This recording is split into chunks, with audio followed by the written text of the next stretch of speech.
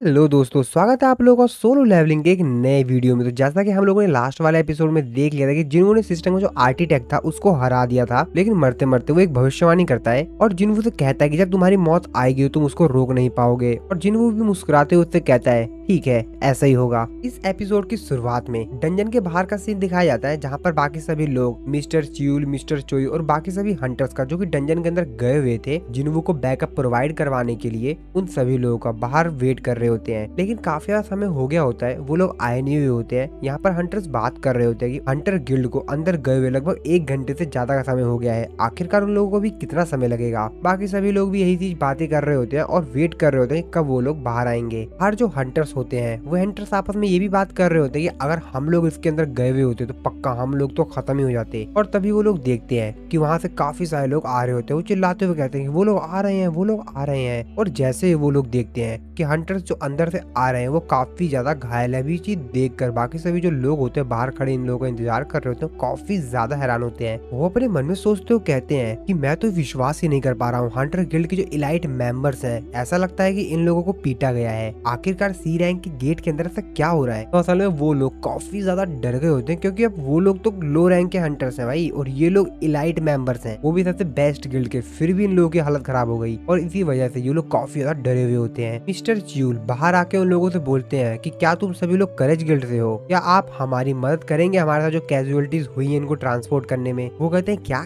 Casualties. Mister च्यूल कहते हैं हाँ बिल्कुल, देख ही सकते हो। और फिर फाइनली जिन्वो भी उस गेट से बाहर आ जाता है। जिन्वो अपने मन में सोच रहा होता है कि जो असलियत का आर्किटेक्ट है वो शायद कहीं और ही है। मुझे कुछ के जवाब मिल गए हैं लेकिन सभी के नहीं, और जहाँ तक मेरे को लगता है वो भी ज्यादा समय तक इंतजार नहीं करेगा मेरे को ये सब कुछ बताने में। जब सांग जिन्वो बाहर आता डंजन से तो मिस्टर च्यूल उसको सारी इंफॉर्मेशन देते हैं। वो बताते हैं मिस्टर जिन्वो आज के इस रेड में लगभग 20 हाईएस्ट रैंक के हंटर्स की मौत हो गई है। उन लोगों ने बताया है कि हम लोगों को बहुत ज्यादा डैमेज का सामना करना पड़ा है, लेकिन तुम मेरे से कह रहे थे कि तुम इस डंजन को अपने दम पर क्लियर करना चाहते हो। ये बात सुनने के बाद जिन्वो अपने मन में सोच रहा होता है मैंने करज गिल्ड से कहा था कि डबल डंजन की जो रिपोर्ट है वो बाहर जाके गिल्ड को बता दे, लेकिन मैंने ये बिल्कुल भी नहीं सोचा था कि वो लोग मेरी हेल्प के लिए जाएंगे। आज जितने भी हंटर्स की मौत हुई है ये सभी मेरी वजह से हुई है। इसके बाद जिन्वो मिस्टर च्यूल से कहता है कि मैं हंटर गिल्ड को और सर्वेलेंस टीम को थैंक्स करना चाहूंगा, क्योंकि आज मैं उन्हीं लोगों की वजह से बच पाया हूँ। मिस्टर च्यूल उसको बताते हैं सर्वेलेंस टीम हरदम नोटिफाई करके बता देती है जब एस रैंक के हंटर्स कभी भी किसी रेड में जाते हैं, और हंटर गिल्ड से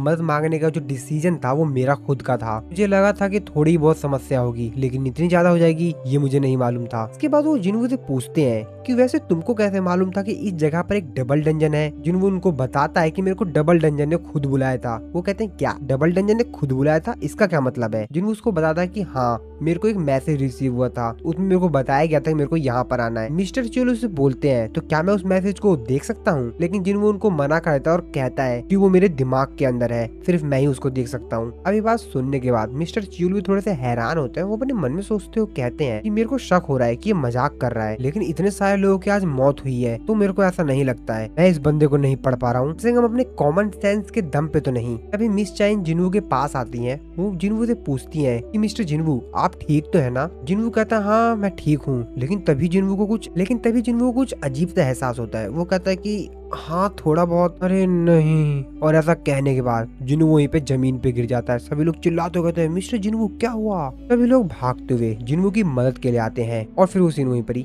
कट हो जाता है। इसके बाद अगले सीन में हम लोग कोरिया की उसी जगह को देखते हैं जहाँ पर एक बहुत बड़ा डंजन ओपन हो गया है, और वहाँ पर काफी सारी गाड़ी में भर भर के माना क्रिस्टल्स लाए जा रहे थे। और ये थोड़े बहुत माना क्रिस्टल्स नहीं थे, ये टन्स ऑफ टन्स माना क्रिस्टल्स थे। बड़े बड़े ट्रक में भर भर के काफी सारे माना क्रिस्टल्स यहाँ पर लाए जा रहे थे। इस रैंक का हंटर यूरी कहता है 2 लाख टन माना ऑफ क्रिस्टल्स। हाँ मुझे लगता है कि ये काफी ज्यादा इनफ होंगे एक मैजिकल सर्कल बनाने के लिए। और एक बार मैंने गेट के आसपास बैरियर बना दिया तो इन क्रिस्टल्स के अंदर से माना निकलना स्टार्ट हो जाएगी, और उस पॉइंट पर मैजिक सर्कल इतना ज्यादा सेल्फ सफिशिएंट हो जाएगा कि वो इस चीज को रोक पाए। लेकिन ये कितना अजीब है ना। तभी उनके बगल में जो असिस्टेंट होता है वो उससे पूछता है कि कोई दिक्कत है क्या सर, जिसपे वो कहता है कि अरे नहीं नहीं बैरियर तो एकदम परफेक्ट परफेक्ट है, लेकिन मेरे को ऐसा सेंस हो रहा है कि हमारे आसपास कोई है। ये बात सुनने के बाद वो कहता है क्या मतलब? यूरी कहता है कि कौन हो तुम, अपने आप को मेरे सामने लाओ। लेकिन वहाँ पर कोई भी नहीं आ रहा होता है। वो भी सोच रहा होता है कि कोई तो है यहाँ पर, लेकिन दिख क्यों नहीं रहा है। जिसपे जो एम्प्लॉय होता है उससे पूछता है क्या किसी के पास इतनी ज्यादा पावरफुल सेंस हो सकता है कि वो इस जगह पर आ जाए,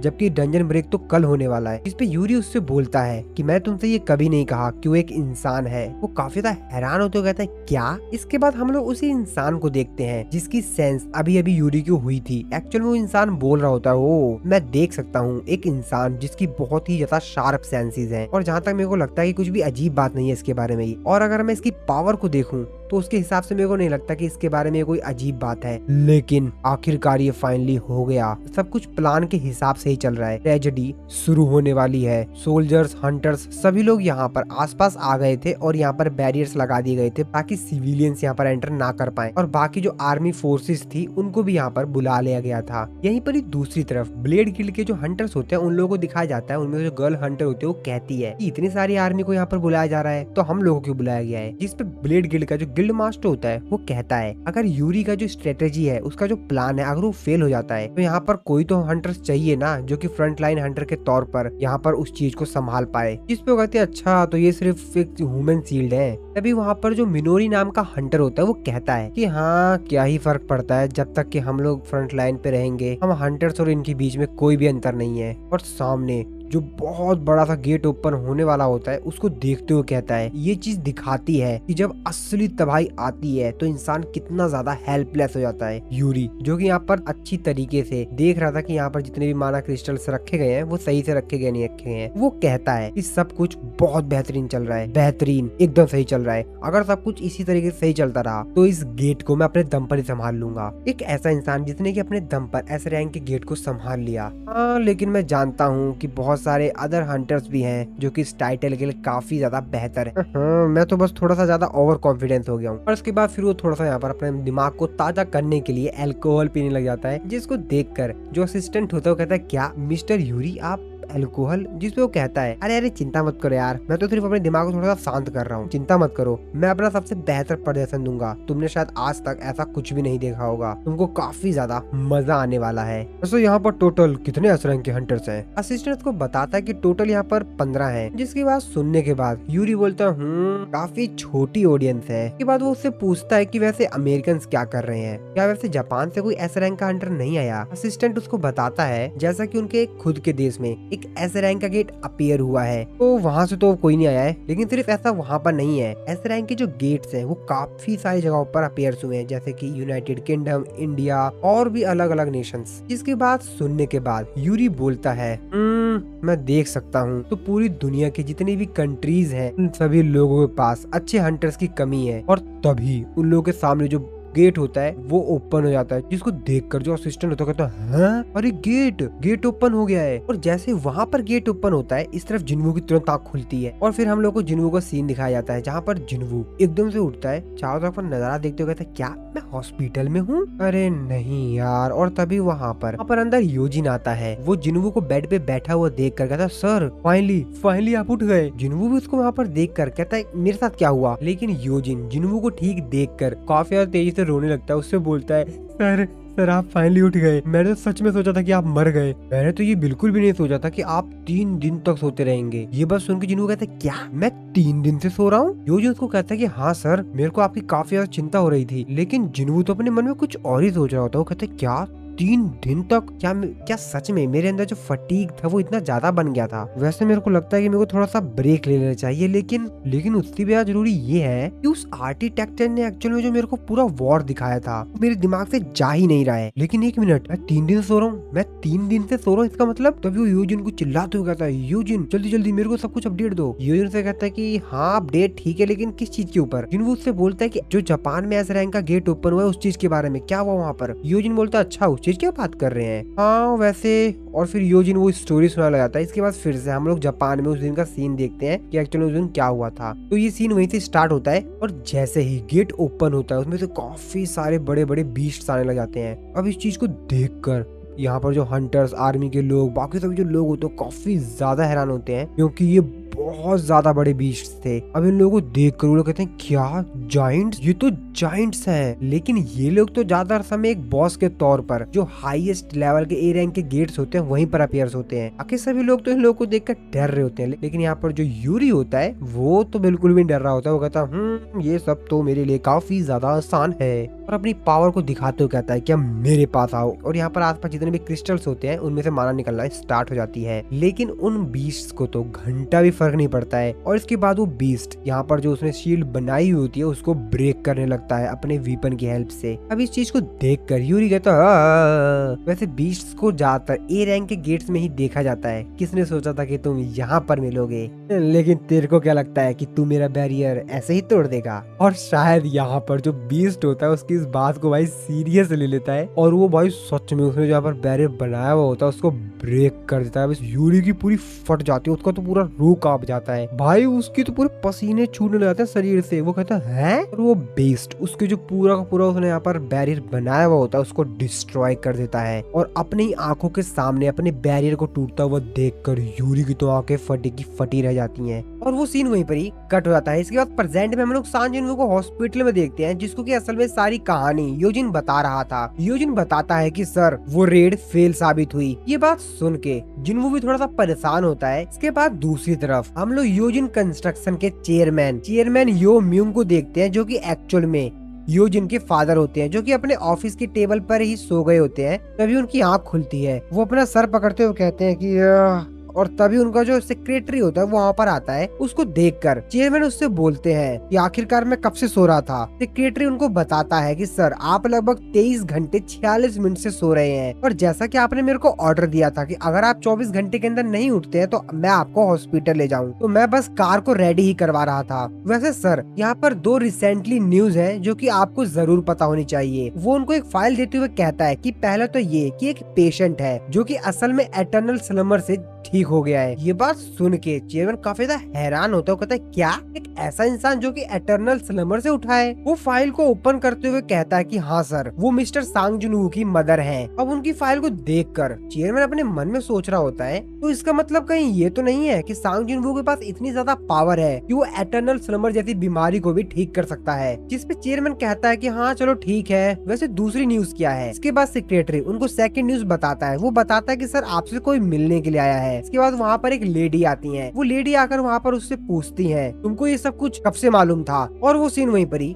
कट हो जाता है। इसके बाद फिर से हम लोग को उसके आगे की कहानी बताई जाती है कि एक्चुअल में जब बड़े बड़े मॉन्स्टर्स उस डंजन को ब्रेक करके वहाँ से बाहर आने लग गए थे, तो योरी के साथ और बाकी लोगों के साथ वहाँ पर क्या हुआ। हम लोग को दिखाया जाता है कि वो बड़े बड़े जो बीस्ट्स होते हैं वो योरी को मार मार के उसकी हालत खराब कर देते हैं। हालांकि योरी वहाँ पर काफी ज्यादा ताकत लगाता है, लेकिन उससे उसको कोई भी फर्क नहीं पड़ता। और तभी उनमें से जो एक बीस्ट होता है वो उसको पकड़ के उसको उठाकर अपने मुंह में डाल लेता है। और ये सीन देखकर तो योरी काफी ज्यादा तेजी चिल्लाता है, लेकिन काफी ज्यादा देर हो गई होती है और वो बीस्ट योरी को खा जाता है। इसके बाद यहाँ पर जो आर्मी आई हुई थी वो भी अपने यहाँ पर वीपन से और जो भी उन लोगों के पास हथियार थे उससे यहाँ पर उन बीस्ट्स के ऊपर अटैक करते हैं। वो लोग हेलीकॉप्टर से भी उन बीस्ट्स के ऊपर अटैक करते हैं, लेकिन उन बीस्ट्स को तो कुछ भी फर्क नहीं पड़ता है। और वो बीस्ट्स आसपास जितनी भी सारे यहाँ पर उनके ऊपर अटैक किए जा रहे हैं जिन जिन चीजों से, उनको भी डिस्ट्रॉय कर रहे होते हैं। और ये सब कुछ जो नजारा था वो ब्लेड गिल्ड का जो गिल्ड मास्टर था वो भी देख रहा था। वो कहता है कि इस प्रकार के वीपन्स मैजिक बीस्ट के ऊपर काम नहीं करते, हमको यहाँ पर खड़े रहकर सिर्फ ये सब कुछ देखना नहीं चाहिए, हमको वहाँ पर चलकर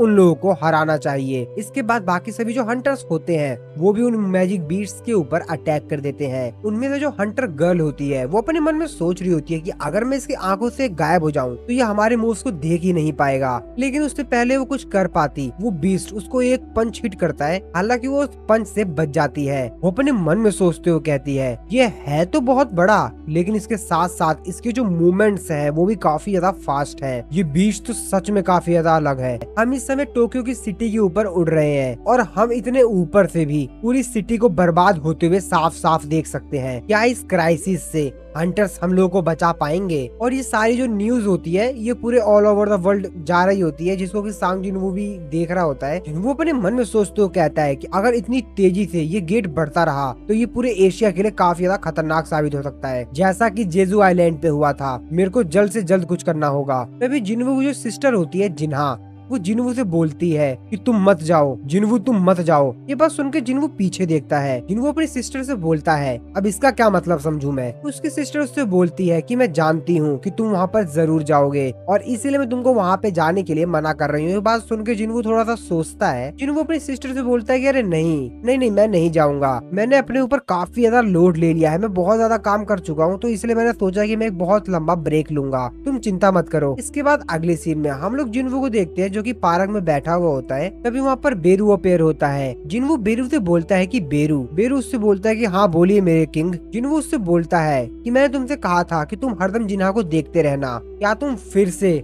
ड्रामा तो नहीं देखने लग गए ना। ये बात सुन के बेरू थोड़ा सा नाराज होता है। वो समझ जाता है कि किस चीज की बात कर रहे हैं। इस पे जिन्वू उससे कहता है कि चलो ठीक है, अच्छा ये बताओ वैसे वो कैसी है। बेरू उसको बताता है वो सोने के अलावा कुछ और काम नहीं करती मेरे किंग। जिन्वू ये बात सुन के अपने मन में सोच रहा होता है कि लगता है वो उस सदमे से अभी तक बाहर नहीं आई है। 4 साल पहले मेरे पहले रेड को छोड़कर उसने मुझे कभी भी रेड पर जाने से रोकने की कोशिश नहीं की। मम्मी को क्या करना चाहिए। तभी उसके सामने एक कार आके रुकती है। उसको देखकर वो सोचता है ये कौन आ गया। इसके बाद हम अगले सीन में देखते हैं कि एक्चुअल में ये कार चेयरमैन की थी जिसने की जिन्वू को यहाँ पर बुलाया था। जिन्वू उसके सामने बैठा हुआ होता है। जिन्वू उससे बोलता है कि आखिरकार तुमने मेरे को यहाँ पर किसने बुलाया है, क्या काम है तुमको मेरे से। चेयरमैन यू उससे बोलते हैं कि हेलो जिन्वू, जैसा कि तुमको पहले से ही मालूम है कि मैं हूँ chairman Yoo Myung, the chairman of Yoojin Construction. वो जिन्वू को एक खाली चेक देते हुए कहता है मैं कोई अकड़ू अमीर इंसान नहीं हूँ जो कि ये सोचता हो कि मनी से कुछ भी खरीदा जा सकता है, स्पेशली जब ये डील एक एस रैंक के हंटर के साथ की जा रही हो, तो इसको आप मेरी ईमानदारी ही समझ सकते हैं। जिन्वू ये सब कुछ देखकर अपने मन में सोच रहा होता है मैं समझ गया, इनका बेसिकली कहने का मतलब ये है कि हम लोग इस रूम के अंदर जो कुछ भी बातचीत करेंगे वो बात इस रूम से बाहर नहीं जानी चाहिए। मेरे को नहीं लगता कि इन्होंने मेरे को यहाँ पर अपने गिल्ड को ज्वाइन करने के लिए बुलाया होगा। इसके बाद जिन्वू भी उनसे बोलता है कि आखिरकार एग्जैक्टली आप मेरे से क्या चाहते हैं। चेयरमैन कहते हैं कि ठीक है तो मैं तुमको एकदम ईमानदारी से बताता हूँ, मेरे को भी वही सेम बीमारी है जो कि तुम्हारी मदर को थी। ये बात सुन के जिन्वू थोड़ा सा हैरान होता है। वो उनसे बोलता है कि क्या योजिन इस चीज के बारे में जानता है, जिसपे वो कहते हैं मेरे डॉक्टर, मेरी वाइफ और मेरे सेक्रेटरी यही 3 लोग हैं और इनके अलावा ये चीज किसी को नहीं पता है। ये बात सुन के जिन्वू कहता है हाँ मेरे को लगता है कि मैं चौथा हूँ। ये बात सुन के वो भी थोड़ा सा मुस्कुराते हैं। वो कहते हैं हाँ बिल्कुल। इसके बाद वो जिन्वू को आगे बताते हैं। वो कहते हैं कि मैंने काफी सारा रिसर्च किया और फाइनली मेरे को सिर्फ एक चीज मालूम चली और वो सिर्फ ये कि इस बीमारी से सिर्फ एक लौता इंसान है जो कि बचा है। और मैं ऐसा बिल्कुल भी नहीं सोच रहा हूँ कि ये सिर्फ एक कोइंसिडेंट है जो कि सिर्फ तुम्हारी मदर के साथ हुआ है। मिस्टर सांग जिन्वू, मैं असल में सिर्फ तुमसे ये जानना चाहता हूँ कि सच क्या है, और अगर तुम मेरी मदद कर देते हो मैं कसम खाता हूँ कि मैं आपकी ये मेहरबानी कभी नहीं भूलूंगा। आपने जो मेरी मदद की है ये मैं कभी जिंदगी में नहीं भूलूंगा। उनकी बात सुनने के बाद जिन्वू अपने मन में सोच रहा होता है मेरे को आज ऐसा फील हो रहा है कि मेरे को सारे डिसीजंस लेने के लिए मजबूर किया जा रहा है। और ये सीन यहीं पर कट हो जाता है। इसके बाद हम लोग थोड़ा सा फ्लैशबैक देखते हैं जापान में, उसी जगह पर जहाँ पर मॉन्स्टर्स ने जापान के उस सिटी के ऊपर अटैक कर दिया है। रिपोर्टर्स जो कि हेलीकॉप्टर पे बैठकर पूरी सिटी का नजारा रिकॉर्ड कर रहे होते हैं और लाइव टेलीकास्ट सभी लोगों को दिखा रहे होते हैं। कैमरामैन ये सब कुछ रिकॉर्ड कर रहा होता है। वो बोलता है कि ये तो बहुत ही ज्यादा खतरनाक है। उसके साथ बैठा हुआ जो दूसरा इंसान होता है वो कहता है कि बीस्ट हमारी बिल्डिंग्स को इस तरीके से डिस्ट्रॉय कर दे रहे हैं जैसा कि मानो वो पेड़ उखाड़ रहे हो, और ये इस तरीके से यहाँ पर तबाही मचा रहे हैं। इसको देखकर ऐसा लगता है ये इंसानों का नामो निशान पूरी तरीके से मिटा देना चाहते हैं और इस सिचुएशन को और भी ज्यादा तो बेकार बना रहा है। वो ये है कि ये लोग इंसानों को भी खा रहे हैं। आर्मी भी इन मॉन्स्टर्स के ऊपर अटैक कर रही होती है ताकि वो इन लोगों को रोक पाए, लेकिन ये मॉन्स्टर काफी ज्यादा बड़े हैं और जैसा कि हम लोगों को मालूम ही है कि जो बीस्ट्स होते हैं, मॉन्स्टर होते हैं, उन लोगों के ऊपर आजकल के मॉडर्न वीपन इन लोगों के ऊपर असर नहीं करते हैं। और ये मॉन्स्टर्स उन आर्मी वालों को भी बहुत ज्यादा बुरी तरीके से हरा रहे होते हैं और खत्म करते जा रहे होते हैं जो भी उनके रास्ते में आ रहा होता है। कैमरामैन अपने साथी से कहता है कि चिंता मत करो, हम लोग को यहाँ पर जो रिपोर्ट्स मिली है उसके अनुसार हम लोग सभी सेफ हैं। अगर हम लोग उन लोगों पर पहले अटैक नहीं करेंगे और उन लोगों से दूर रहेंगे तो हम लोग तब तक के तो सेफ ही है। लेकिन जो सबसे बड़ी प्रॉब्लम है वो सामने जो मॉन्स्टर दिखाई दे रहा है वो है। बाकी जो अदर जाइंट्स हैं वो तो गायब से हो गए हैं, लेकिन वो अभी भी गेट के सामने खड़ा है, मानो जैसा कि गेट की वो रक्षा कर रहा हो। उसका साथी उससे पूछता है कि ये गेट की रक्षा कर रहा है या किसी का इंतजार कर रहा है। कैमरामैन उससे कहता है कि जैसा तुम सोच रहे हो मैं भी कुछ ऐसा ही सोच रहा हूँ। हाँ, ये सिर्फ मेरा एक पर्सनल ओपिनियन है, लेकिन मेरे को ऐसा लग रहा है कि ये चीज जिंदा नहीं है। कैमरामैन ध्यान से देखता है अपना कैमरा फोकस करके, वो कहता है वैसे ये सांस तो ले रहा है और ये थोड़ा बहुत हिल भी रहा है, लेकिन मेरे को ऐसा लग रहा है कि इसकी जो मूवमेंट्स है वो रोबोटिक है, मानो जैसा कि इसको प्रोग्राम किया गया हो। ये मेरे को रोबोट की तरह लग रहा है। उसका साथी कहता है रोबोट? वैसे भी उस गेट के अंदर से 30 बीस्ट आए थे, हम उनमें से सिर्फ 2 को ही मार पाए। वैसे ये डंजन ब्रेक हुए कितने दिन हो गए हैं? कैमरामैन उसको बताता है कि 2 दिन से ज्यादा हो चुका है। अब ये देखना होगा कि जापान के अंदर ये सिचुएशन कितना ज्यादा बुरा होता है, और इन मॉन्स्टर्स ने पूरे जापान की उस सिटी को बहुत ही ज्यादा बुरी तरीके से डिस्ट्रॉय कर दिया था। वहाँ पर काफी ज्यादा डैमेज दे दिया था। जिसके बाद हम लोग कोरिया के अंदर जिनवू के नए गिल्ड को देखते हैं, जहाँ पर योजिन और जिनवू बात कर रहे थे। योजिन जिनवू की एक बात सुनकर काफी ज्यादा हैरान होता है। वो कहता है, क्या आप जापान जा रहे हैं? आपने क्या न्यूज नहीं सुनी? जेजू आइलैंड जो रेड थी उससे इसका कोई कंपैरिजन ही नहीं है, वो इससे भी ज्यादा खतरनाक है। और इतने बड़े बड़े मैजिक बीस्ट सर मैंने अपनी पूरी जिंदगी में नहीं देखा। जिनवू उससे कहता है, अगर मैं इस रेड को सक्सेसफुली कंप्लीट कर लेता हूँ तो पूरी दुनिया के लोग हमारे गिल्ड का नाम जानेंगे, इससे हमारे गिल्ड का ही नाम बढ़ेगा। उसकी बात सुनने के बाद यूजिन कहता है कि हाँ लेकिन सर, जिनवू जो कि अपने मन में कुछ और ही सोच रहा होता है। जिनवू अपने मन में सोच रहा होता है, अक्सर जिन्हा मेरे को मना नहीं करती है, उसको मेरे ऊपर विश्वास है और इसीलिए मैं जहाँ भी जाना चाहता हूँ वो मेरे को जाने देती है, वो मेरे को कभी मना नहीं करती। लेकिन इस बार वो चिंतित थी, क्या मेरे को असल में जापान जाना भी चाहिए या नहीं। इधर योजिन अपने मन में कुछ और ही सोच रहा होता है। जिसके बाद वो जिनवू से कहता है कि सर ठीक है, फिर मैं भी आपके साथ जापान चलूंगा। ये बात सुन के जिनवू कहता है, क्या? योजिन जिनवू को बताता है जो रेड गेट एक्सीडेंट था, जेजू आइलैंड रेड और अभी जो जल्दी हुआ डबल डंजन रेड इंसिडेंट, आपको मालूम है इन सभी रेड में क्या कॉमन था? जिनवू कहता है, हाँ लेकिन उससे पहले ही। योजिन रोते हुए कहता है कि सर ये देखिए इन किसी भी न्यूज आर्टिकल्स में मैं कहीं भी नहीं दिखाई दे रहा हूँ। योजिन बेचारा रोते हुए जिनवू से कहता है कि सर ये सारे आर्टिकल्स देखिए, इसमें मैं कहीं भी नहीं दिखाई दे रहा हूँ। हाँ माना कि मैं ये आर्टिकल्स दूसरे लोगों को दिखा सकता हूँ क्योंकि मैं आपके साइड हूँ, लेकिन फिर भी सर ये सब मुझे काफी ज्यादा शर्मिंदा कर रहे हैं। अब ये बात सुन के जिनवू कहता है कि क्या? मैंने ऐसा बिल्कुल भी एक्सपेक्ट नहीं किया था कि एक बिजनेस टाइकून के बेटे से मुझे कुछ ऐसा सुनने के लिए मिलेगा। योजिन जिनवू से कहता है कि और इसीलिए आप जहाँ कहीं भी जाएंगे मैं आपको फॉलो करूंगा, प्लीज सर मैं आपके साथ चलूंगा। जिसकी बात सुन के जिनवू से कहता है कि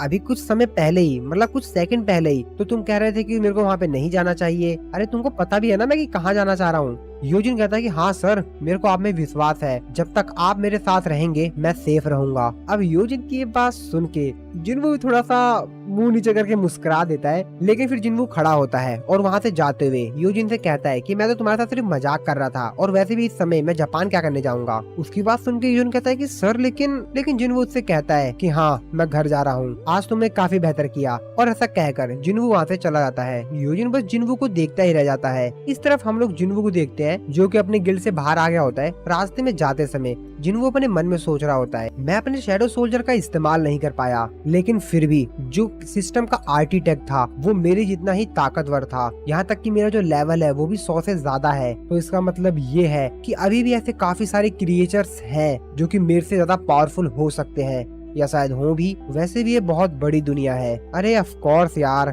मेरे से भी ज्यादा ताकतवर चीजें होंगी यहाँ पर। मेरे को इतना ज्यादा नहीं सोचना चाहिए और मेरे को ये सोचना तो बिल्कुल ही बंद कर देना चाहिए कि मेरे को लगता है कि सिर्फ इस सिचुएशन को मैं ही हैंडल कर सकता हूँ। मैं कोई हीरो नहीं हूँ। जिनवू अपने घर में पहुँच जाता है, वो अपनी मॉम को आवाज लगाता है। जिनवू की आवाज सुन के उसकी मॉम उसे कहती है कि जिनवू वैसे तुमने अभी तक खाना तो नहीं खाया है ना? जिनवू से कहता है कि नहीं, क्यों? तो असल में जिनवू की मॉम ने यहाँ पर काफी सारा खाना बनाया हुआ होता है आज। जिनवू अपने मन में अभी भी वही चीज सोच रहा होता है। वो कहता है कि मैंने डिसाइड कर लिया है कि मुझे क्या करना है। जिनवू अपनी मॉम से पूछता है कि वैसे जिन्हा कहाँ पर है। जिनवू की मॉम उसको बताती है कि जिन्हा कह रही थी कि उसे भूख नहीं है, और फिर जिनवू अपना खाना खाने लगता है। इसके बाद फिर से हम लोग वही सीन देखते हैं जहाँ पर जिनवू को योजिन के फादर ने बुलाया था अपने पास अपनी बीमारी का इलाज के लिए ना। तो उसी सीन में जिनवू अपने मन में सोच रहा होता है कि मैंने डिसाइड कर लिया है कि मेरे को कौन सा डिसीजन लेना है। इसके बाद वो योजिन के फादर से कहता है कि सॉरी, लेकिन मैं आपकी कोई मदद नहीं कर पाऊंगा क्योंकि असल में मुझे खुद भी नहीं मालूम। ये बात सुन के योजिन के फादर काफी ज्यादा हैरान होते हैं। वो कहते हैं क्या?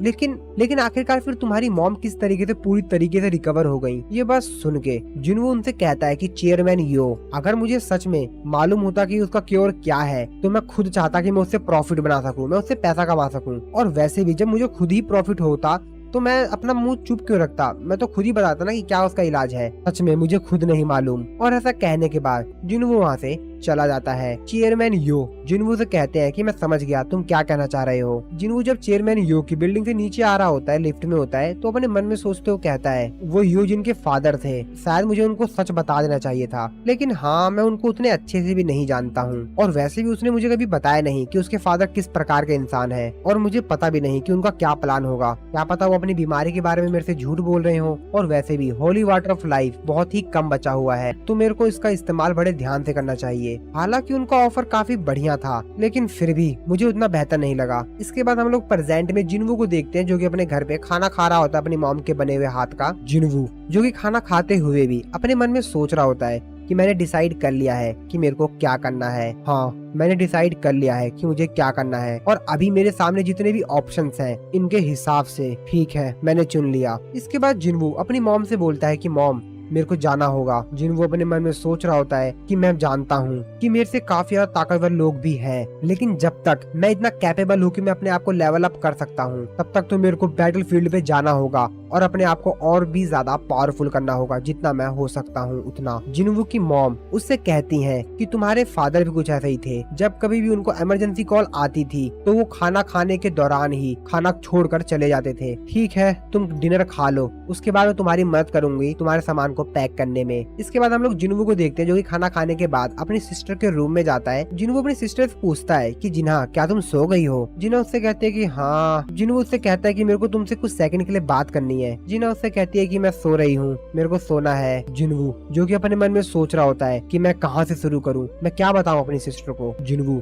जो कि अपनी सिस्टर के साइड में आके बैठ जाता है और उससे कहता है कि अभी रिसेंटली जो रेड हुई थी, मैं उस रेड में ऑलमोस्ट मरते मरते बचा, लेकिन जिनवू की सिस्टर कोई भी रिप्लाई नहीं दे रही होती, बिल्कुल भी मूवमेंट नहीं कर रही होती है। अब इस चीज देखकर जिनवू अपनी सिस्टर के ऊपर चिल्लाते हुए कहता है वेट एक मिनट, अरे मैं मजाक नहीं कर रहा हूँ, अरे सच में मैं मरते मरते बचा हूँ, मतलब मैं बस मरने ही वाला था, अरे मैं मजाक नहीं कर रहा हूँ, सच में काफी ज्यादा डेंजर सिचुएशन थी। लेकिन फिर जिनवू दोबारा से शांत हो जाता है। वो कहता है कि लेकिन इसके बावजूद भी मैं किसी तरीके से जिंदा वापस आ गया, और मैं जितनी बार भी घर वापस आता हूँ मैं हर बार काफी ज्यादा ग्रेटफुल होता हूँ, और मैं इस बार भी वापस जरूर आऊंगा। और अपनी सिस्टर के सर पे हाथ रखते हुए उससे थैंक्स बोलता है। थैंक्स इस चीज के लिए कि तुमने इन सालों में मेरे से कभी भी नहीं बोला कि मैं घर पर रहूं। ये बात सुनने के बाद जिनवू की सिस्टर जिन्हा उसकी भी आंखों में आंसू जाता है। उसका काफी ज्यादा रोने का मन कर रहा होता है, लेकिन वो रोती नहीं है, वो सिर्फ उसकी आंखों में से आंसू आ रहा होता है। वो अपने ब्रदर से कहती है लेकिन फिर भी तुम नहीं माने ना। जिनवू से कहता है कि चिंता मत करो,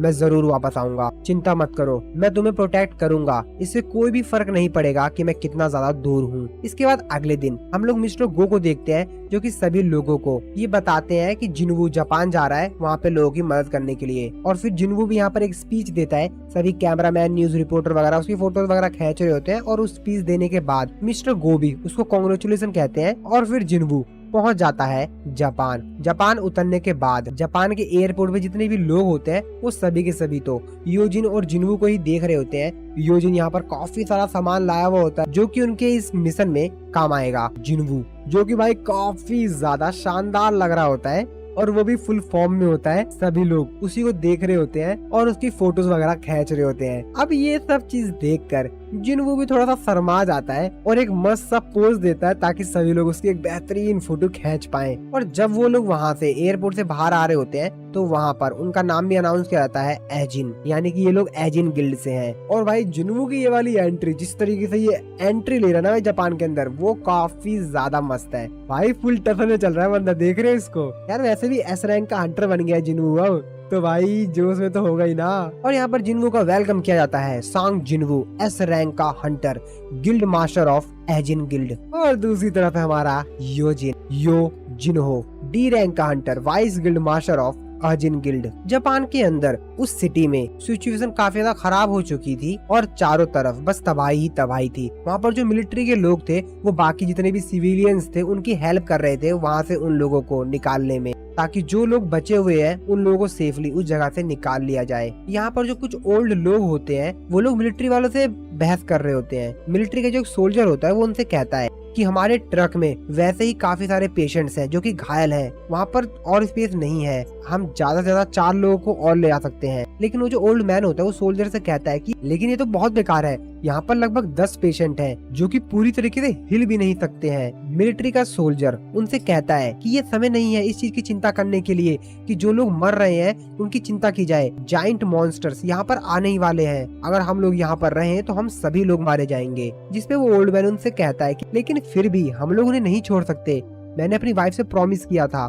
जिसपे वो मिलिट्री का जवान उनसे कहता है कि ठीक है, मैं भी यहीं रुकूंगा, मैं इस जगह से भाग नहीं सकता, जबकि मेरे को ये मालूम है कि यहाँ पर सिविलियंस हैं। ठीक है, मैं आप लोगों के साथ यहीं रुकता हूँ। लेकिन तभी हम लोग देखते हैं कि वहाँ पर जो जाइंट मॉन्स्टर्स थे वो वहाँ पर आ गए थे। जितने भी सोल्जर्स होते हैं वो उन जाइंट मॉन्स्टर को देखते ही उन लोगों पर अपने वीपन से अटैक करने लग जाते हैं। लेकिन उस जाइंट मॉन्स्टर को कुछ भी फर्क नहीं पड़ता, वो अपने हाथ से ही सारी गोलियों को रोक देता है। सामने जो ओल्ड मैन होता है उनके ऊपर अपने हाथ से अटैक करता है। हालांकि जो सोल्जर होता है वो उन लोगों के आगे आता है ताकि वो उन लोगों को नुकसान ना पहुंचा पाए, लेकिन वो कहाँ बचा पाएगा इन लोगों को। तभी हम लोग देखते हैं कि यहाँ पर कोई एक अलग सी चीज आती है जो कि उस मॉन्स्टर को लगती है और वो मॉन्स्टर एक ही हिट में खत्म हो जाता है। अब ये चीज को देखकर सोल्जर्स भी काफी ज्यादा हैरान होते हैं, आसपास जितने भी लोग होते हैं वो भी काफी ज्यादा हैरान होते हैं कि अब ये क्या हुआ। तो असल में यहाँ पर जिन्वू का शैडो सोल्जर यानी फ्लाइंग बीस्ट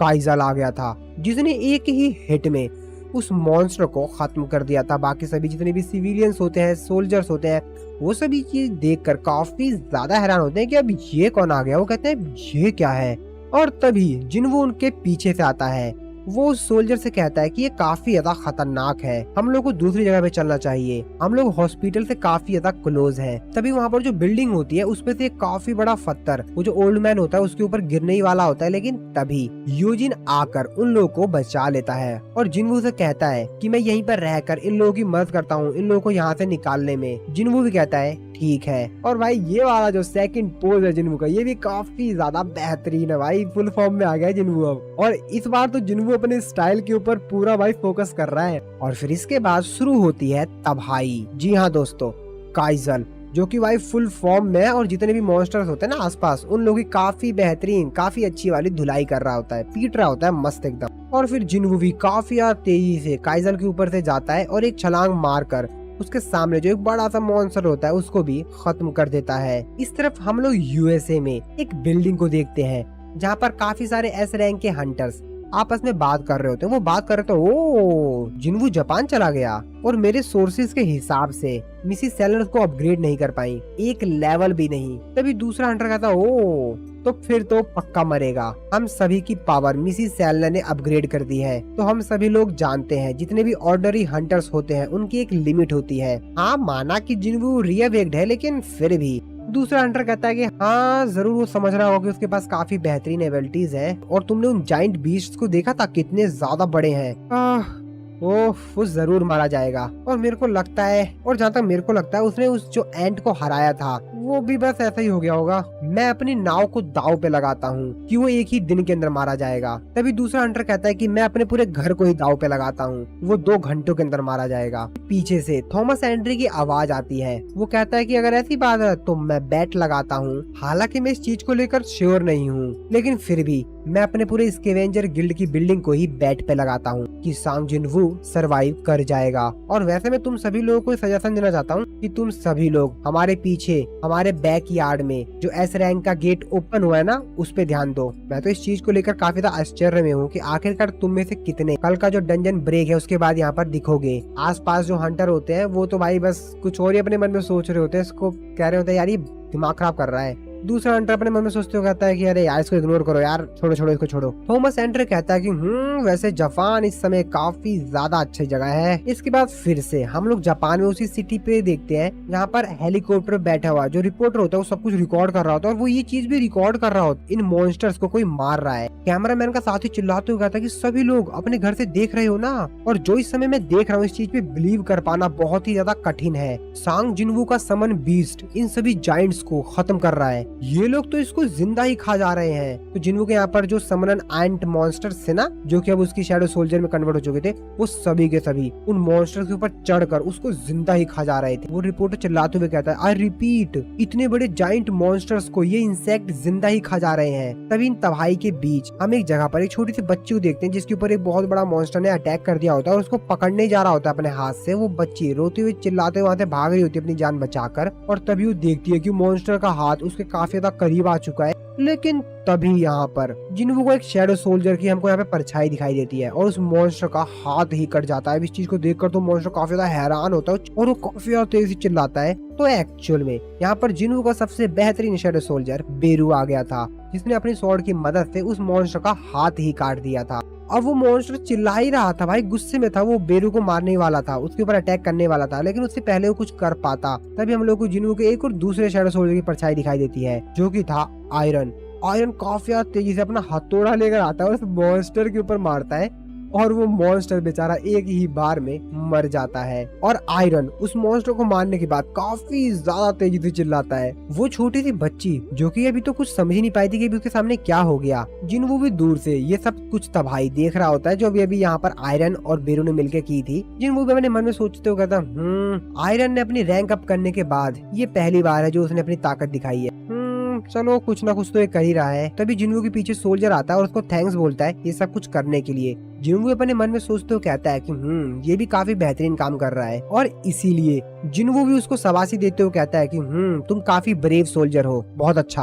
अब ये चीज देखकर वो सोल्जर भी काफी ज्यादा खुश होते हुए कहता है कि thank you sir, thank you. जिसके बाद जिन्हों योजिन से कहता है कि योजिन कि सोल्जर को अपने साथ ले जाओ और इस जगह को क्लियर कर दो। योजिन भी कहता है कि हाँ बिल्कुल सर, और फिर योजिन उस सोल्जर को अपने साथ ले जाता है। जिन्हों जो कि सामने का नजारा देख रहा होता और फिर कहता है कि ठीक है तो चलो कुछ बिजनेस किया जाए।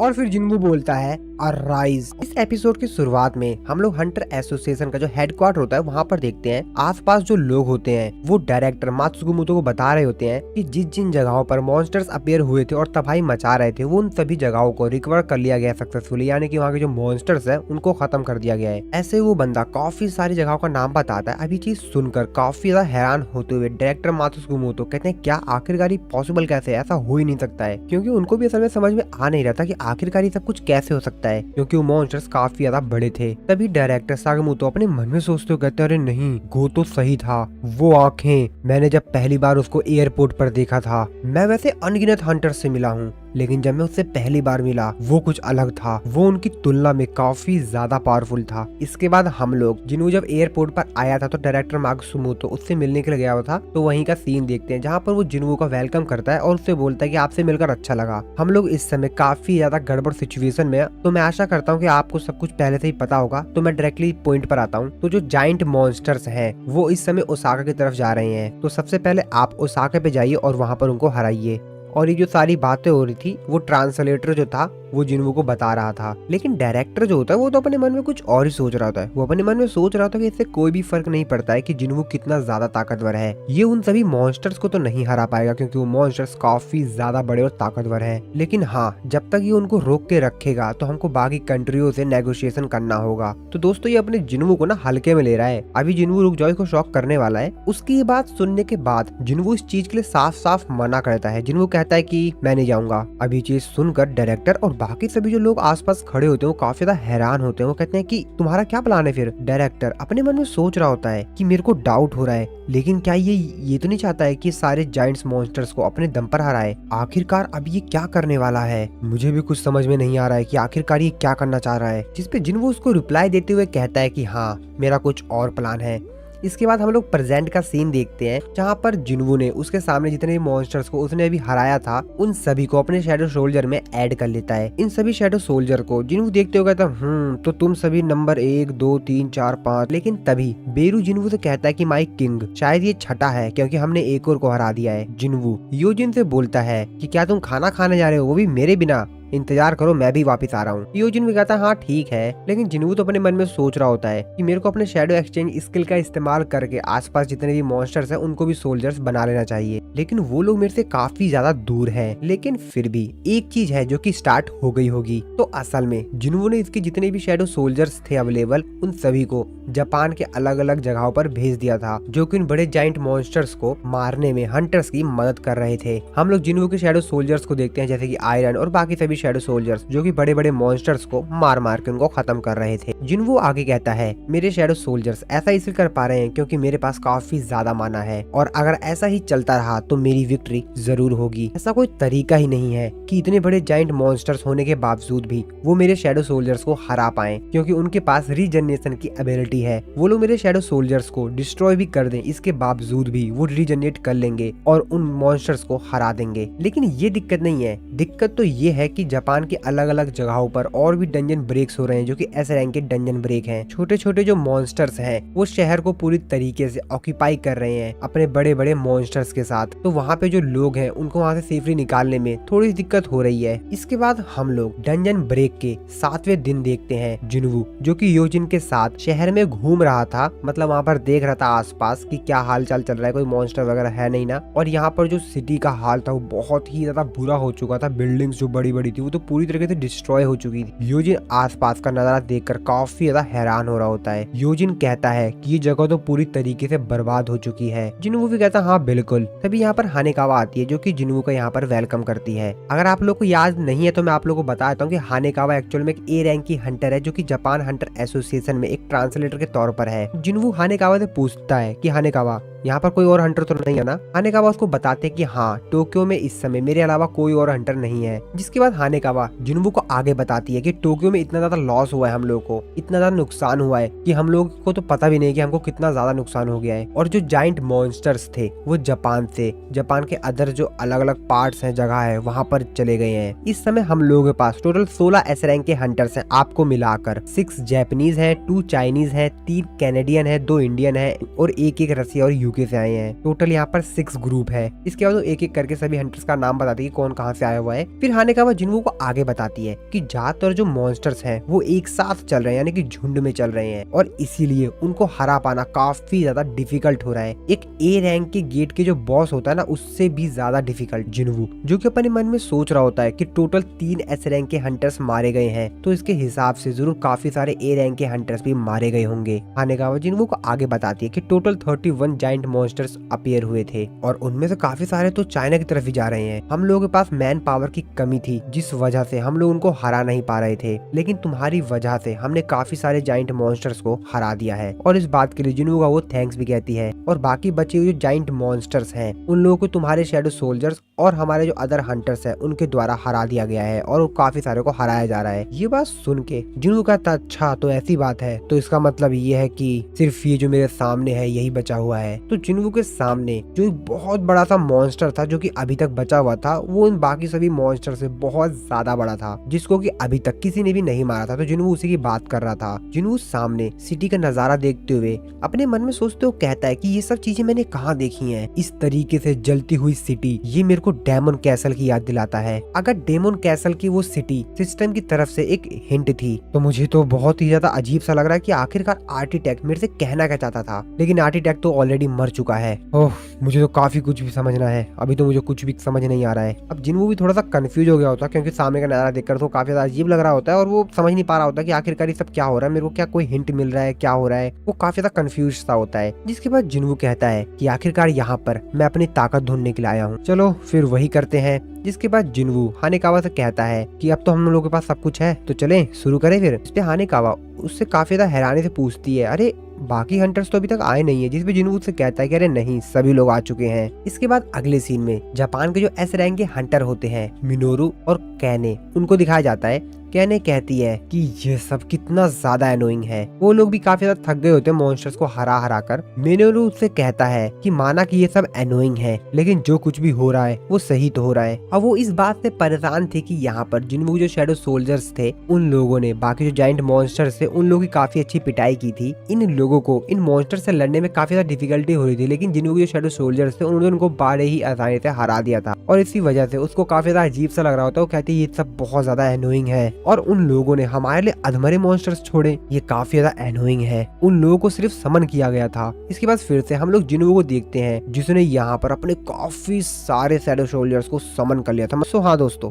वीडियो अगर अभी तक अच्छी लगी तो वीडियो को लाइक कर देना, क्योंकि इसके बाद भाई बहुत बड़ी तबाही होने वाली है। जिनवू बहुत भयंकर तबाही करेगा और बस आप लोगों को मजा ही आ जाएगा। तो फटाफट वीडियो को लाइक जरूर से कर देना और एक अच्छा सा कमेंट भी कर देना। कमेंट तो आप लोग बाद में भी कर देना। इसके बाद हम लोग जिनवू को देखते हैं जिसने अपने बाकी सभी जितने भी फेवरेट शैडो सोल्जर्स थे, टैंक, आयरन पर समन कर लिया था। हानेकावा इतने सारे मॉन्स्टर्स को एक साथ यहाँ पर देखकर काफी ज्यादा हैरान होती है। और जिनवू का शैडो सोल्जर बेरू जो कि काफी ज्यादा तेजी से उड़ते हुए आता है और सीधा जिनवू के पास आके रुकता है। बेरू ने इस तरीके से एंट्री मारी हुई होती है कि योजिन बेचारा काफी ज्यादा डर गया था, क्योंकि वो एकदम बैक से आया था और योजिन के सामने आके लैंड हुआ था। और हानेकावा जो कि योजिन से भी ज्यादा हैरान हो गई थी, लेकिन जिनवू को तो भाई बिल्कुल भी फर्क नहीं पड़ा था। जिनवू तो अपने हीरो के एकदम खड़ा था, जैसे उसको तो मालूम है कि पीछे कौन आया है, क्या होने वाला है। और जिनवू बेरू को एक अच्छी सी प्यारी सी स्माइल देते हुए उसकी तरफ देखते हुए कहता है कि ओ तो तुम सब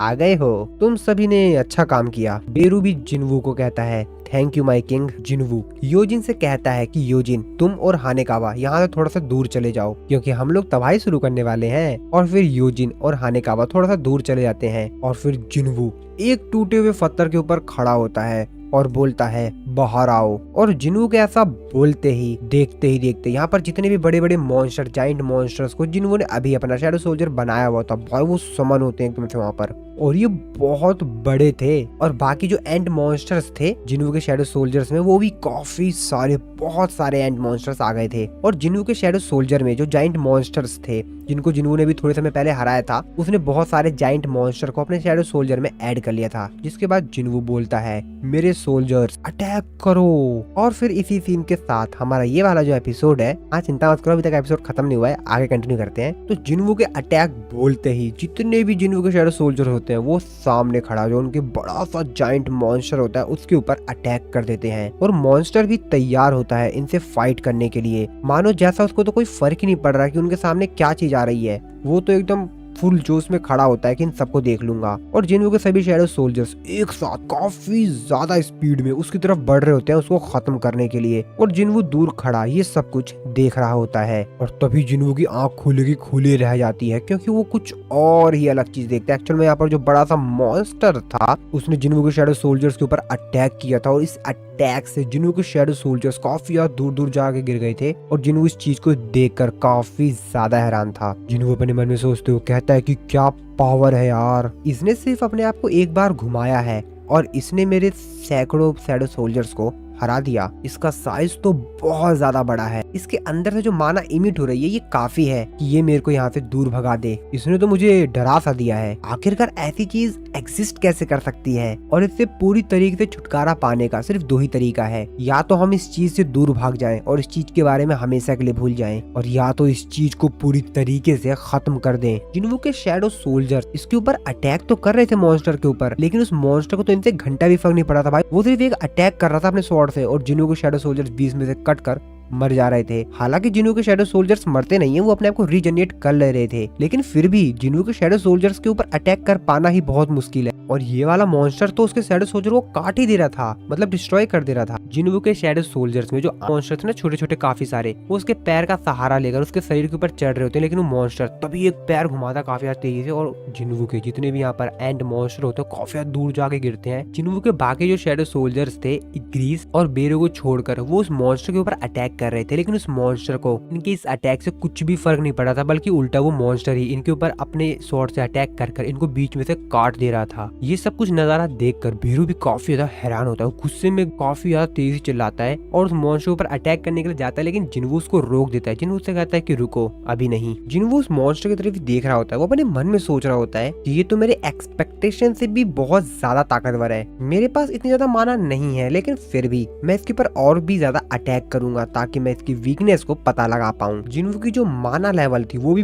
बहुत ज्यादा तेजी से घट रही थी, क्योंकि जिन्वू के जो शैडो सोल्जर्स थे जब वो मॉन्स्टर के ऊपर अटैक कर रहा था तो वो डिस्ट्रॉय हो जा रहे थे और अपने आप को रीजनरेट कर रहे थे। जिन्वू की इस तरीके से काफी ज्यादा माना खत्म हो रही थी, बहुत ज्यादा तेजी से जो जिन्वू की माना थी वो खत्म होती जा रही थी, लेकिन फिर भी जिन्वू मानता नहीं और अपने शैडो सोल्जर्स थे उसके ऊपर लगातार अटैक करवा रहा होता है। जिन्वू के जो बाकी शैडो सोल्जर्स थे अच्छे वाले, वो भी उसके ऊपर अटैक कर रहे थे और वो मॉन्स्टर उनको भी मार रहा था। जिन्वू की जो माना लेवल थी वो 90,000 के आसपास आ गई थी।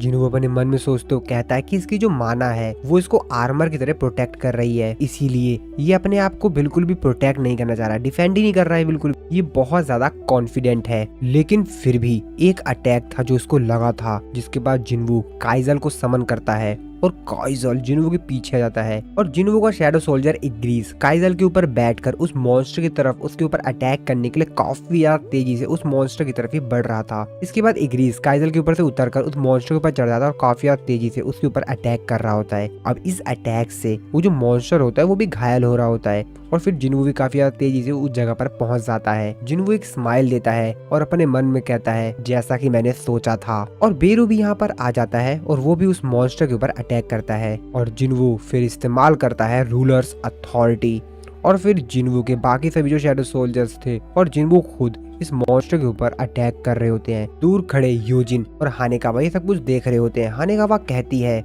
कि इसको देखने से ये एक इंसान और मॉन्स्टर के बीच की बैटल तो लग ही नहीं रही है, ऐसा लग रहा है कि ये लड़ाई दो मॉन्स्टर्स के बीच हो रही है। यूजिन भी कहता है कि और इस तरफ उस मॉन्स्टर की हालत काफी ज्यादा खराब हो गई होती है, क्योंकि भाई ये तीनों के तीनों उसके ऊपर अटैक कर रहे हैं। इस बेचारे की तो हालत पूरी खराब हो गई होती है, वो बेचारा दर्द के मारे चिल्ला रहा होता है। लेकिन जिन्वू कहाँ मानने वाला था, वो इस मॉन्स्टर के ऊपर बहुत अटैक करता है, जिसके बाद जिन्वू अपने म्यूटिलेट का इस्तेमाल करता है उस मॉन्स्टर के ऊपर काफी ज्यादा तेजी से काफी सारे अटैक करता है और उसकी एक आंख को ही फोड़ देता है और फिर चिल्लाते हुए कहता है बेरू, और फिर बेरू काफी ज्यादा तेजी से उस मॉन्स्टर की आंख में ही घुस जाता है और अपनी स्किल म्यूटिलेट का इस्तेमाल करता है और उसकी आंख में घुसने के बाद भाई पूरी तरीके से उसके शरीर के अंदर का सारा हिस्सा ही डिस्ट्रॉय कर देता है और फाइनली वो मॉन्स्टर मारा जाता है। जिन्वू का सिस्टम उसको नोटिफाई करके बताता है कि आपने अपने दुश्मन को हरा दिया है और आपका लेवल अप हुआ है और जिन्वू काफी ज्यादा तेजी से लेवल अप होता है। उस मॉन्स्टर को हराने के बाद जिन्वू फिर से वापस इसी जगह पर आ जाता है, यानी जहाँ पर जो पूरा शहर बर्बाद हो गया था ना, वही बिल्डिंग के ऊपर खड़ा होता है, सामने आसमान की तरफ देखते हुए अपने मन में सोचते हुए कहता है कि तुमने दुश्मन को हरा दिया। नीचे खड़ा यूजिन भी सब कुछ देख रहा होता है और वो भी जगह पर पहुंच गया होता है जिन्वू के पास और फिर जिन्वू भी बिल्डिंग से नीचे जाता है। यूजिन कहता है कि जैसा कि मैंने आपसे एक्सपेक्ट किया था आपने वैसा ही किया, आपने उस जाइंट बॉस को हरा दिया। जिन्वू अपने मन में सोचते हुए कहता है कि लेकिन जो मैसेज आता है कि आपने डंजन के ऑनर को मार दिया है, वो मैसेज क्यों नहीं आया? तो इसका मतलब ये है कि रेड अभी तक खत्म नहीं हुई है और जो ब्लैक स्मोक होती है वो भी बाहर नहीं आई है। इसका मतलब ये है कि मैं इसकी शैडो एक्सट्रैक्शन नहीं कर सकता हूँ। लेकिन फिर भी जिन्वू ट्राई करता है, लेकिन उसका सिस्टम उसको मना करता है और कहता है कि शैडो एक्सट्रैक्शन इस टारगेट के ऊपर इस्तेमाल नहीं किया जा सकता है। जिन्वू कहता है जैसा कि मेरे को लगा ही था। तभी जिन्वू को ऐसा लगता है कि आसपास कुछ हलचल हो रही है और तभी वहां पर बेरू आता है उसी मॉन्स्टर के अंदर से निकलकर, क्योंकि बेरू जब उसके ऊपर अटैक किया था उसकी आंख में से वो उसके अंदर ही घुस गया था, तो उसके मुंह से बाहर आता है। बेरू कहता है कि माय किंग मैं हूँ। जिन्वू कहता है ओ अच्छा ये तुम हो क्या? जिन्वू अपने मन में सोच रहा होता है कि जो मैजिकल एनर्जी है वो बहुत ही ज्यादा पावरफुल है, क्योंकि मुझे तो पता भी नहीं चला कि यहाँ पर बेरू था। इसने बेरू के परसेंस को ही ब्लॉक कर दिया था। ये मर चुका है लेकिन फिर भी इसके बावजूद भी ये बहुत ज्यादा ताकतवर है। हालांकि ये मरा हुआ है लेकिन फिर भी ये बहुत ज्यादा ताकतवर है। इस एनर्जी है मैजिकल पावर वो इसके मरने के बाद भी बहुत है। तभी यहाँ पर एकदम से बहुत तेजी से लाइट चमकती है। जिन्वू देखकर काफी ज्यादा हैरान हो जाता है। जिन्वू अपने मन में सोचते हुए कहता है कि ये मैजिकल एनर्जी ये क्या है? क्या यूजिन सेफ है? तभी जिन्वू पीछे देखता है तो एक्चुअल में इग्रीस ने यूजिन को बचा लिया था। जिन्वू अपने मन में कहता है ओह मेरे को राहत मिली। लेकिन एक मिनट, ये गेट इस जाइंट की मैजिकल पावर को एब्सॉर्ब कर रहा है। अब इस चीज को देखकर जिन्वो को भी काफी ज्यादा कंफ्यूजन से होती है, उसको भी एक्चुअली में कुछ समझ ही नहीं आ रहा होता है। जिन्वो अपने चेहरे पर देखता है तो उसके चेहरे पर एक कट लग गई होती है। जिन्वो अपने मन में सोच रहा होता है कि इसकी मैजिकल एनर्जी इतनी ज्यादा पावरफुल थी कि इसने मेरे को कट लगा दिया और ऐसा आज से पहले कभी नहीं हुआ। तभी जिन्वो योजिन से कहता है कि योजिन तुम यहीं पर इंतजार करो, मैं गेट के अंदर जा रहा हूँ और चेक करके आता हूँ कि आखिरकार अंदर क्या हो रहा है। योजिन भी कहता है हाँ ठीक है सर, थोड़ा सा केयरफुल रहिएगा। और फिर जिन्वो बेरू के साथ उस गेट के अंदर चला जाता है देखने के लिए कि आखिरकार क्या मामला चल रहा है। और जिन्वो इस गेट के अंदर एक काफी बेहतरीन स्टंट मारते हुए आता है, मतलब उड़ता हुआ आता है भाई, और सीधा लैंड करता है जमीन पर। तभी जिन्वो आसपास का नजारा देखता है, वो ये देखकर काफी ज्यादा हैरान होता है कि ये सब क्या सीन है यहाँ पर। वहाँ पर पूरा महल सा बना हुआ होता है,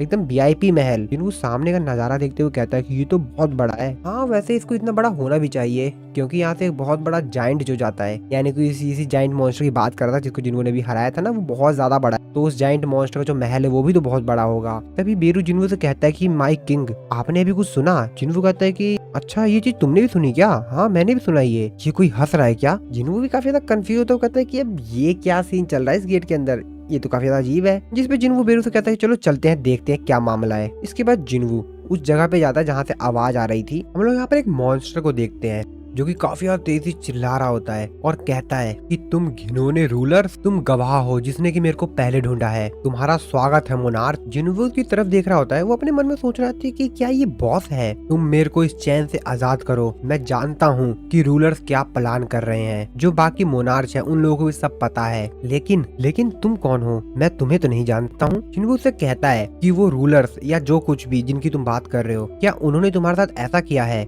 तुमको जंजीर में बांध दिया है? जिसपे वो उसको बताता है वो मेरा इस्तेमाल करने की सोच रहे थे और जो असली युद्ध है वो तो अभी होने वाला है। जिन्वो अपने मन में सोच रहा होता है कि मैंने काफी बार मॉन्स्टर से कम्युनिकेट बातचीत करने की कोशिश की है अपने इंटेलिजेंट स्टेट्स का इस्तेमाल कर लेकिन उनमें से कोई भी मेरे को ये एक्सप्लेन ही नहीं कर पाया कि आखिरकार उनका ओरिजिन क्या है। जिसके बाद जिन्वो उससे बोलता है कि आखिरकार वो लोग कौन है रूलर्स जिनकी तुम बात कर रहे हो। वो मॉन्स्टर उसको बताता है कि वो मोनार्क के एंशिएंट एनिमीज हैं। ये बात सुनकर जिन्वो अपने मन में सोच रहा होता है कि मोनार्क के एनिमीज, इसका मतलब तो ये हुआ कि वो मेरा भी एनिमी है। जिन्वो उससे कहता है कि अगर उन लोगों ने तुमको इस तरीके से चैन में बांधा है तो इसका मतलब जरूर ये होगा। इस पे वो कहता है कि हाँ बिल्कुल, मैं भी एक मोनार्क हूँ। वो आगे बताता है कि सभी मोनार्क और रूलर्स ज्यादातर वो उसी की साइड हैं और जैसा कि तुम इस समय यहाँ पर आ गए हो, तुम्हारे पास इतनी ताकत नहीं है कि तुम उनका सामना कर सको। तुमको सपोर्ट की जरूरत होगी, तुमको मेरी जरूरत होगी, हाँ तुमको मेरी हेल्प की जरूरत होगी।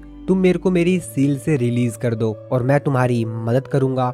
जिन्वो से कहता है कि मदद? तुम मेरी मदद करोगे? तुम एक मॉन्स्टर, एक इंसान की मदद करोगे? तुम्हें क्या लगता है कि मैं क्या सच में इस चीज के ऊपर बिलीव करूंगा कि तुम एक मॉन्स्टर, एक इंसान की हेल्प करोगे? जिसपे वो मोनार्क जिन्वो से कहता है अच्छा तो ऐसी बात है, तो ठीक है, मैं तुमको बिलीव करने के लिए मजबूर कर देता हूँ, तुम मेरे ऊपर खुद ही विश्वास करोगे। और तभी वो अपने पावर का इस्तेमाल करता है और इस चीज को देखकर जिन्वो भी तुरंत रेडी हो जाता है उससे फाइट करने के लिए, क्योंकि जिन्वो को खुद नहीं मालूम कि अभी अगला बंदा क्या कर दे, और इसीलिए जिन्वो रेडी हो जाता है उससे लड़ाई करने के लिए, कहीं कोई उल्टी हरकत ना करे। तभी जिन्वो का सिस्टम उसको कुछ अलग ही चीज बताता है। वो बताता है कि किंग ऑफ जाइंट वो तुम्हारे साथ एक कॉन्ट्रैक्ट बना चाहता है, ऑनेस्टी का कॉन्ट्रैक्ट, यानी कि तुम दोनों सच बोलोगे। जिन्वो सिस्टम उसे पूछता है कि क्या तुम इस डील को एक्सेप्ट करना चाहोगे? जिन्वो कहता है हाँ कर लेता हूँ, और फिर जिन्वो उस चीज को एक्सेप्ट कर लेता है। जिन्वो का सिस्टम उसको नोटिफाई करके बताता है कि जैसा कि अब आपने इस कॉन्ट्रैक्ट को एक्सेप्ट कर लिया है, तो इसका मतलब अब ये है कि अब आप दोनों में से कोई भी एक दूसरे से झूठ नहीं बोल पाएगा जब तक कि ये कॉन्ट्रैक्ट टर्मिनेट नहीं हो जाता। और तभी वो मोनार्क जिन्वो से फिर से बोलता है कि प्लीज तुम मेरे को मेरी सील से रिलीज करो,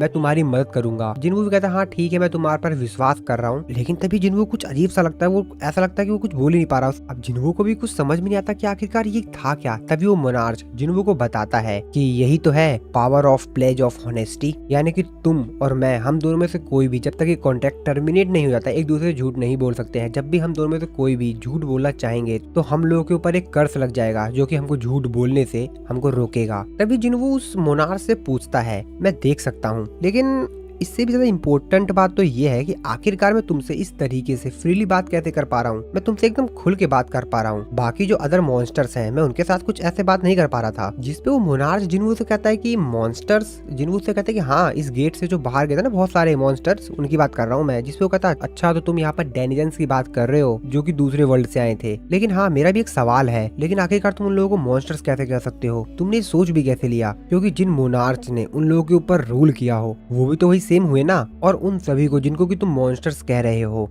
वो असल में जो डिफीटेड आर्मीज थी, उनके कुछ बचे हुए अवशेष थे जिन लोगों को कैप्चर कर लिया गया था जब वो रूलर की आर्मी से हार गए थे। उसके बाद मैं बाकी किंग की तरह नहीं हूँ, मैंने अपनी जगह वापस ले ली है। मैं तो बस उस दिन का इंतजार कर रहा था जब मैं उनके कैद से आजाद होऊंगा, और अब वो दिन आ गया है, तुम और मैं। जिन्वू से कहता है कि अभी जो तुमने आर्मीज ऑफ रूलर्स कहा उसका क्या मतलब है? कहीं तुम उन सिल्वर सोल्जर्स को तो नहीं कह रहे हो ना जिनके पीछे विंग्स थी? जिसपे मोनार्च उसको बताता कि हाँ तुमने सही कहा, वही थे सोल्जर्स ऑफ द रूलर्स। क्या कि जिन्वू उससे बोलता है कि आखिरकार वो रूलर्स उन मॉन्स्टर्स को भेज ही क्यों रहे थे? क्या उन्हीं लोगों ने उन लोगों को बनाया था? मॉन्स्टर मुस्कुराता है और जिन्वू को जवाब देते हुए कहता है जैसा कि मैंने कहा था कि वो लोग युद्ध की तैयारी कर रहे हैं। उनका इरादा है कि वो इस दुनिया को यानी जिन्वू की दुनिया को एक बैटलफील्ड में ट्रांसफॉर्म कर दें और मोनार्च के खिलाफ एक बार फिर से लड़ाई करें। अभी बात सुन के जिन्वू थोड़ा सा हैरान होता है। वो उससे कहता है कि एक मिनट मैं समझ नहीं पाया, मतलब वो हम मेरी दुनिया में मॉन्स्टर्स को भेजेंगे ताकि वो यहाँ पर युद्ध कर सकें? जिसपे वो मोनार्च उसको बताता है कि हाँ बिल्कुल यही बात है, वो जितनी भी मैजिकल एनर्जी है वो तुम्हारे वर्ल्ड में डाल देंगे और जितने ज्यादा मॉन्स्टर्स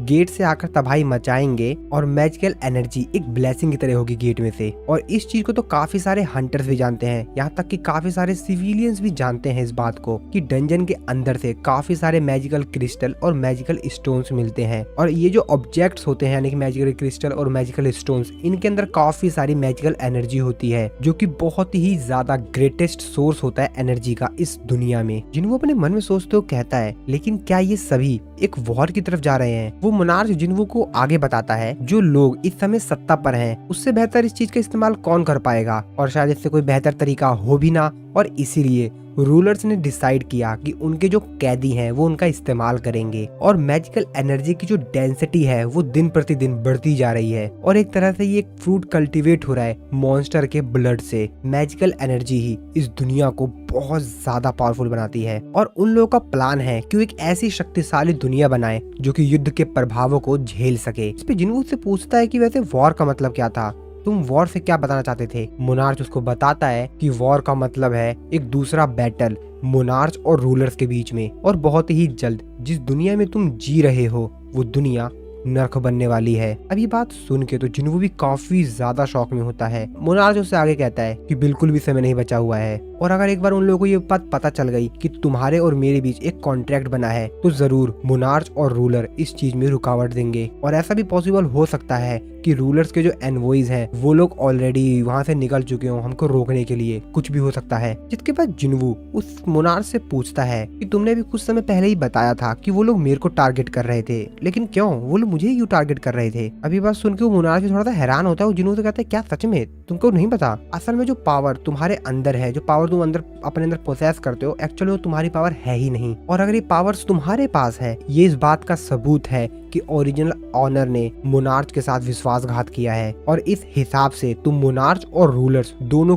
के ही एनिमी बन चुके हो। लेकिन फिर भी मैं कसम खाता हूँ कि मैं तुम्हारी तरफ से लड़ूंगा, सो प्लीज मेरी हेल्प करो और मेरे को इन जंजीरों से आजाद करवाओ। जिन्वू भी उसकी बात बड़े ध्यान से सुन रहा होता है, लेकिन तभी उसको जिन्वू की थोड़ी सी शकल अलग सी दिखाई देती है, उसको कुछ अजीब सा दिखाई देता है। जिन्वू उससे कहता है कि अगर तुम मेरी साइड से ही लड़ने वाले हो तो इससे बेहतर तो यही रहेगा कि मैं तुमको अपने शैडो सोल्जर में कन्वर्ट कर लूं। और उसको जिन्वू का फेस कुछ अलग सा दिखाई देता है। इस चीज को देखकर वो तो काफी ज्यादा हैरान होता है, वो शॉक में होता है एकदम से। लेकिन तभी जैसे उसका ध्यान दोबारा जिन्वू की तरफ जाता है अच्छे से, तो वो देखता है कि जिन्वू तो नॉर्मल ही है। अब वो इस चीज को देखकर काफी ज्यादा हैरान होता है। वो अपने मन में सोच रहा होता है कि एक मिनट अभी हुआ क्या था, अभी बस कुछ मोमेंट्स पहले ही हुआ क्या था यहाँ पर। वो मोनार्च जिन्वू से कहता है तो क्या तुमने मोनार्च और रूलर दोनों की जो स्पिरिचुअल बॉडीज हैं उनको पोसेस कर रखा है? स्पिरिचुअल बॉडी जो होती है वो डिस्ट्रॉय हो जाती है जब उनको खत्म कर दिया जाता है तो, और इसीलिए उनको शैडो में कन्वर्ट नहीं किया जा सकता, और इसीलिए मैं तुम्हारा सोल्जर नहीं बन सकता। क्या ये तुम्हारे लिए काफी होगा कि तुम मेरी हेल्प कर सको? तो प्लीज मेरी हेल्प करो और मेरे को इन जंजीरों से आजाद करवाओ। जिन्वू जो कि अपने मन में सोच रहा होता है कि मैं समझ गया, लेकिन एक मिनट यार, ये मेरे दिल में कुछ अजीब सा क्यों हो रहा है? यहाँ पे कुछ तो अजीब है, लेकिन वो मोनार्च बार बार जिनवू से बोल रहा होता है कि मेरे को खोलो, मेरे को इन जंजीरों से आजाद करवाओ। जिनवू ने भी अपना डैगर हाथ में निकाल लिया होता है और उसके करीब जा रहा होता है। जिनवू उससे बोलता है तो जैसा कि तुमने कहा था कि तुम मेरे साइड हो। वो मोनार्च भी कहता है कि हाँ बिल्कुल बिल्कुल मैं तुम्हारी साइड ही हूँ, अगर तुम मेरी हेल्प करोगे तो मैं तुम्हारी हेल्प करूंगा, बिल्कुल करूंगा। और फिर जिनवू भी उसकी जो जंजीर होती है जिसमें वो कैद होता है उस जंजीर को काट देता है अपने डैगर की मदद से। मोनार्च आगे कहता है कि ये तुमने बहुत बेहतर किया, ये काफी बेहतरीन डील है दो मोनार्च के बीच में, यानी कि जिनवू और इस मोनार्च के बीच में। लेकिन वो मोनार्च अभी भी अपने मन में सोच रहा होता है कि अभी जो थोड़े समय पहले मैंने देखा था, यानी कि जिनवू की उसने शक्ल देखी थी ना, दो मोनार्च को, दो बॉडीज को एक ही के अंदर, अब उस चीज को लेकर काफी ज्यादा कंफ्यूज था। वो अपने मन में सोच रहा होता है कि अभी थोड़े समय पहले जो सीन मैंने देखा था, क्या वो सिर्फ एक मेरी इमेजिनेशन थी या वो सच था। अब इसे भी कुछ क्लियर नहीं हो रहा होता है, वो अपने मन में बस ये सोच रहा होता है। वो ये सब कुछ सोच ही रहा होता है कि तभी जिनवू उससे आगे बोलता है, तो फिर इसका मतलब तो ये है ना कि तुम ह्यूमैनिटी के साइड हो, इंसानियत की साइड। अब ये बात सुन के वो मोनार्च कुछ आगे बोल पाता, लेकिन जैसा कि जिनवू और इस मोनार्च के बीच में एक कॉन्ट्रैक्ट हुआ है कि एक दूसरे झूठ नहीं बोल पाएंगे, और जब कभी भी झूठ बोलेंगे तो जो झूठ वाला जो शब्द होगा वो बोल ही नहीं पाएंगे, तो वो मोनार्च वो शब्द बोल ही नहीं पा रहा होता है। अब जिनवू समझ जाता है कि ये झूठ बोल रहा है, क्योंकि कॉन्ट्रैक्ट के हिसाब से ये झूठ नहीं बोल सकता, और वो मोनार्च भी समझ जाता है कि अब जिनवू ने उसके ऊपर शक करना शुरू कर दिया है। जिसपे जिनवू उससे बोलता है कि तुम आंसर क्यों नहीं दे रहे हो, बताओ क्या तुम इंसानियत की साइड हो, तुम जवाब क्यों नहीं दे रहे हो। ऐसा शायद प्लेज ऑफ ऑनेस्टी की वजह से है ना। और ये चीज सुनकर अब वो मोनार्च भी समझ जाता है कि जिनवू को उसके ऊपर पूरी तरीके से शक हो गया है, और वो मोनार्च भी जिनवू की तरफ घूरता हुआ देख रहा होता है। और तभी उसकी गर्दन के पीछे एक डायमंड सा दिखाई देता है, कुछ पिंक कलर का। जिनवू उसके चीज को देखते हुए कहता है कि तुम्हारी गर्दन के पीछे वो जो माना क्रिस्टल लगा हुआ है ना, वो जब तक वहाँ पर लगा रहेगा तुमको इस रूलर की वॉइस सुनाई देती रहेगी, जो कि है सभी इंसानों को मार दो, जैसा कि अदर मॉन्स्टर्स को सुनाई देता है। अभी बात सुनकर वो मोनार्च समझ जाता है कि अब जिनवू उसके ऊपर शक कर चुका है और अब उसके पास कोई भी ऑप्शन नहीं है, और इसीलिए वो गुस्से में जिनवू के ऊपर अटैक करता है। लेकिन जिनवू उसके उस अटैक से बचते हुए उससे कहता है तुम तो अपनी डील ही भूल गए। जिसपे वो मोनार्च जिनवू से कहता है कि तुम्हें जिंदा रखना बहुत ज्यादा खतरनाक हो सकता है। लेकिन वो मोनार्च कुछ आगे कर पाता, जिनवू उसके शरीर में अपना डैगर डाल देता है, जिसकी वजह से उस मोनार्च की हालत खराब होने लगती है। जिनवू उस मोनार्च से कहता है शायद तुम प्रॉब्लम बन सकते हो, जिसपे वो मोनार्च जिनवू से कहता है कि नहीं तुम गलत हो, प्रॉब्लम मैं नहीं, प्रॉब्लम तुम हो। वो मोनार्च आगे कुछ कर पाता, जिनवू उस मोनार्च को बुरी तरीके से घायल कर देता है। वो मोनार्च भी काफी ज्यादा घायल हो चुका होता है। हालांकि वो कोशिश करता है जिनवू के ऊपर दोबारा से अटैक करने की, लेकिन कहाँ वो जिनवू से लड़ पाएगा। जिनवू फिर से उसके ऊपर अटैक करता है और उसको बहुत ज्यादा घायल कर देता है। और अपने अंत समय पर वो मोनार्च जिनवू से कहता है कि जो लड़ाई होगी तुम्हारी दुनिया के प्रेसिडेंट और उन कैप्चर्ड मॉन्स्टर्स के बीच में, वो बहुत ही ज्यादा खतरनाक होने वाली है। दिलचस्प होगी वो लड़ाई और तुम्हारी दुनिया नर्क बन जाएगी। मैं आशा करता हूँ हर वो चीज जिसको तुम प्रोटेक्ट कर रहे हो वो जलकर राख बन जाएगी और इस युद्ध में कहीं दफन हो जाएगी। जिसपे जिनवू से कहता है कि ऐसा कुछ भी नहीं होगा, और अपना डैगर फेंक कर उस मोनार्च को मार देता है। जिनवू का सिस्टम उसको नोटिफाई करके बताता है कि डंजन मास्टर को आपने हरा दिया है, यानी कि मोनार्च ऑफ बिगिनिंग रह गया, जो कि 9 मोनार्च में से एक मोनार्च है। इसके बाद जिनवू का सिस्टम उसके एक्सपीरियंस को कैलकुलेट कर रहा होता है, और अब ऐसा इसलिए होता है क्योंकि जो उसको एक्सपीरियंस मिला हुआ होता है वो बहुत ज्यादा होता है, और इस चीज को जोड़ने में, ऐड करने में थोड़ा सा समय लगेगा जिनवू के सिस्टम को, क्योंकि उसने यार एक मोनार्च को मारा है और उसकी पावर जो एक्सपीरियंस होगी, लेवल अप होगा, वो तो भाई नेक्स्ट लेवल का होने वाला है। जिनवू अपने आप से कहता है कि ये बहुत ज्यादा शर्म की बात है कि मैं इसके शैडो सोल्जर को ऑब्टेन नहीं कर पाया, लेकिन कोई नहीं, मेरे को प्राइस तो मिल गया। और फिर जिनवू का सिस्टम उसको नोटिफाई करके बताता है कि आपका लेवल अप हुआ, और जिनवू का काफी तेजी से बहुत ज्यादा लेवल अप होता है, और उस मोनार्च की जितने भी वहाँ पर बॉडीज के टुकड़े होते हैं वो सभी के सभी वहाँ से डिसअपीयर होने लग जाते हैं। जिनवू को जो लेवल होता है वो भी अब 122 हो चुका होता है। इसके बाद हम लोग एक दूसरी जगह का सीन देखते हैं, तो एक्चुअल में ये जो जगह होती है वो क्रिस्टोफर रेड की होती है, जो कि एक नेशनल अथॉरिटी रैंक हंटर है। इसके बाद हम लोग उसी हंटर को देखते हैं जो कि एक एस रैंक का हंटर होता है, और यहाँ पर जो हेलीकॉप्टर में लोग आए हुए होते हैं उनको देखते हुए कहता है कि मैंने एक्सपेक्ट नहीं किया था कि आज भी मेरे से कोई मिलने के लिए आएगा। तो उससे यहाँ पर मिलने के लिए डिप्टी डायरेक्टर और लेडी सेलनर आई हुई थी, जिनको देखते हुए था काफी लंबा समय हो गया है डिप्टी डायरेक्टर और लेडी सेलनर से मिले हुए। जिसपे डिप्टी डायरेक्टर उससे बोलता है हमसे तुमको बहुत ही ज्यादा अर्जेंट बात करनी है, तो यहाँ पर जितने भी लोग हैं इन सभी लोगों को यहाँ से भी बाहर जाने दो। इसके बाद हंटर होता है अपनी मेड से कहता है कि जब तक मैं ना बोलूं इस रूम के कोई भी आसपास नहीं आना चाहिए। उसकी मेड भी कहती है ठीक है मैं समझ गई। इसके बाद हम लोग इन सभी लोगों को देखते हैं जो कि आपस में बात कर रहे होते हैं, जिसपे जो हंटर होता है वो डिप्टी डायरेक्टर से कहता है आखिरकार आप दोनों को मेरे से काम क्या पड़ गया, वो भी आप दोनों एक साथ, और अगर आप इस जगह पर इसलिए आए हैं क्योंकि रिसेंटली जो एस रैंक का गेट ओपन हुआ है ईस्ट में, तो उसकी चिंता आप मत कीजिए, मैं उसको देख लूंगा, लेकिन अभी मैं वहाँ पे नहीं जाने वाला हूँ। जिसपे मिसेस सेलनर उससे कहती हैं कि नहीं, हम लोग उस चीज के बारे में बात करने के लिए नहीं आए हैं कि मिस्टर क्रिस, रिसेंटली जो एस रैंक का गेट ओपन हुआ है, हम लोग आज उसके बारे में बात करने के लिए नहीं आए हैं। उससे भी ज्यादा बड़ी एक प्रॉब्लम है, हम उस चीज के बारे में डिस्कस करने के लिए आए हैं। अब ये बात सुनकर वो भी काफी ज्यादा हैरान होता है। वो कहता है कि क्या एस रैंक के गेट से भी बड़ी प्रॉब्लम, जिसपे उसको आगे बताया जाता है कि शायद भविष्य में आपको मारा जा सकता है। ये बात सुनकर तो वो हंटर भी काफी ज्यादा हैरान हो जाता है और तभी वो काफी ज्यादा गुस्से में वो जो जिस कप से चाय पी रहा होता है वो नीचे टेबल पे रखता है और चिल्लाते हुए कहता है कि लेडी सेलनर, आपने जो कुछ भी मेरे लिए किया मैं उसके लिए काफी ज्यादा ग्रेटफुल हूँ, लेकिन हम लोग इतने ज्यादा क्लोज नहीं है कि आप मेरे से ऐसे मजाक करें। और आखिरकार मेरे को कौन मारना चाहता है, एग्जैक्टली वो है कौन? जिसमें मिसेस सेलनर उसको बताते कि रिसेंटली मेरे को एक सपना आया था, मैंने सपने में देखा तुमको काफी सारे लोगों ने घेर रखा है और वो लोग वो उससे आगे कुछ बोल पाती। तभी हंटर क्रिस, लेकिन तभी वो चिल्लाते हुए कहता है कि क्या बकवास चल रहा है, ये सिर्फ आपको एक सपना आया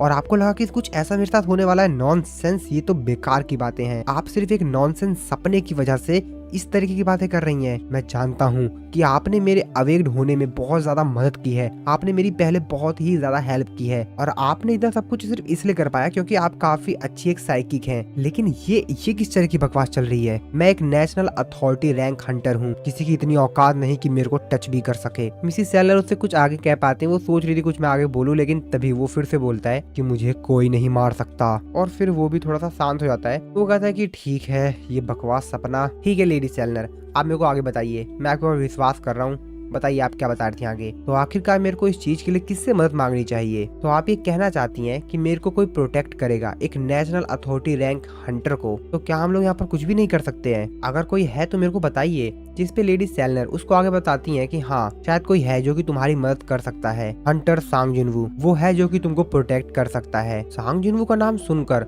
वो हंटर भी थोड़ा सा हैरान होता कहता सांग जिनवू। और इस तरफ हम लोग देखते हैं अपने हीरो सांग जिनवू को। सांग जिनवू अपने मन में सोच रहा होता है कि मैंने किंग को तो मार दिया, मेरे को यहाँ से जल्द निकलना होगा, क्योंकि उसकी जो पावर्स थी वो उसके सील होने के बावजूद भी काफी ज्यादा थी। हालांकि उसको स्पेशल चैन के द्वारा सील किया गया था, लेकिन फिर भी वो बहुत ही ज्यादा पावरफुल था। चलो, जैसा कि वो मर चुका है तो मैं थोड़ा सा फ्री हो सकता हूँ, लेकिन थैंक्स। लेकिन वो जो कुछ सोच रहा था वो सब कुछ होने से पहले ही मेरे को उसके बारे में पता चल गया और फिर वो सोच रहा होता कि बाकी लोग मेरे से अभी भी बहुत ज्यादा ताकतवर हैं, मेरे को और भी ज्यादा ताकतवर बनना होगा। हाँ, मुझे और भी ज्यादा ताकतवर बनना होगा। और ये जो न्यूज होती है कि जिनवू ने यहाँ पर जितने भी जाइंट मॉन्स्टर्स थे उनको खत्म कर दिया, ये पूरी दुनिया में आग की तरह फैल जाती है, बहुत तेजी से सभी लोगों के पास पहुंच जाती है। सोशल मीडिया पे तो ये बात बहुत तेजी से फैल रही थी कि हमको एक नया नेशनल अथॉरिटी रैंक हंटर मिलने वाला है, सांग जिनवू। जिनवू बताता है कि इसमें और जेजू आइलैंड की जो रेड थी इसमें बहुत ज्यादा अंतर था और वो जाइंट मॉन्स्टर्स जो कि समुंदर की हेल्प से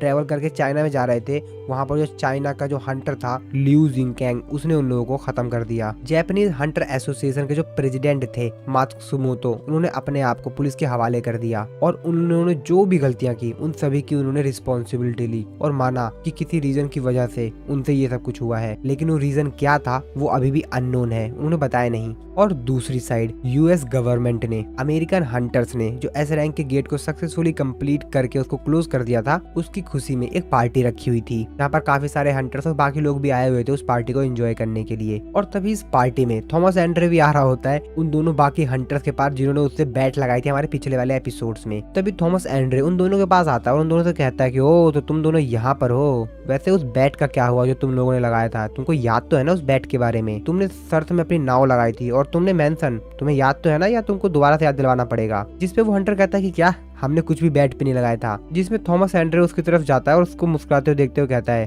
कि सही में ना, देख लो, अब नाटक मत करो। जिसपे वो कहता है कि नहीं, हमने कुछ भी शर्त पे नहीं लगाया था, तुम झूठ बोल रहे हो। तभी थॉमस एंड्रे ने जो टाई पहनी हुई होती है उसको देखते हुए कहता है कि वैसे ये टाई मेरे को अच्छी लग रही है। तभी अपने असिस्टेंट से पूछता है कि वैसे ये टाई कैसी लग रही है तुमको? जिसपे बताते हैं कि काफी ज्यादा एक्सपेंसिव है, लेकिन ये आपके टी शर्ट पे अच्छी नहीं लग रही है। और ऐसा कहते ही थॉमस एंड्रे ने जो टाई पहनी हुई होती है उसको साइड में फेंक देता है। उसके बाद कहता अब ठीक है ना। जिसके बाद उसकी असिस्टेंट उसको बताती है कि सर एक प्रॉब्लम है। तो इंटरनेशनल गिल्ड कॉन्फ्रेंस जो है वो जो हर साल दुनिया भर से बाकी गिल्ड्स को इन्वाइट करता है, उसकी उन्होंने लिस्ट जो है वो रिलीज कर दी है और उस लिस्ट में उन लोगों ने कोरियन के एजिन गिल्ड को भी इंक्लूड कर लिया। ये बस उनके थॉमस एंड्रे कहता है क्या एजिन गिल्ड? जिसपे बात है कि हाँ, एजिन गिल्ड जो कि हंटर सांग जिनवू की है। अब ये बात सुन के थॉमस सेंटर कहता है ओ ये बात, तो मतलब वो अमेरिका आ रहा है। इसके बाद हम लोग सांग जिनवू को देखते हैं जिसने बाकी जितने भी बचे हुए जाइंट मॉन्स्टर्स होते हैं उन सभी को अपने शैडो सोल्जर में ऐड कर लिया होता है, और वो बहुत ज्यादा होते हैं, मतलब लगभग जितने भी वहाँ पर होते हैं उन सभी को उसने शैडो सोल्जर में बना लिया होता है। जिनवू उन शैडो सोल्जर को देखते हुए कहता है कि अरे यार ये तो मेरे लिए बहुत ज्यादा शर्म की बात है कि उनमें से कुछ मॉन्स्टर्स जिन्होंने समुद्र को पार कर लिया मैं उनको अपने शैडो सोल्जर में ऐड नहीं कर पाया, लेकिन कोई नहीं, ये भी बहुत ज्यादा है, इससे मेरी स्ट्रेंथ बढ़ेगी। और ये सब कुछ देख कर नजारा यहाँ पर जितने भी आर्मी के सोल्जर्स होते हैं वो तो काफी ज्यादा हैरान होते हैं, वो बात कर रहे होते हैं कि कैसे, वाओ क्या यही हंटर सांग जिनवू की एबिलिटी है। और ये सारी बातें सुनकर जो अपना योजिन होता है वो तो भाई मुस्कुरा रहा होता है, वो अपने मन में सोचते कहता है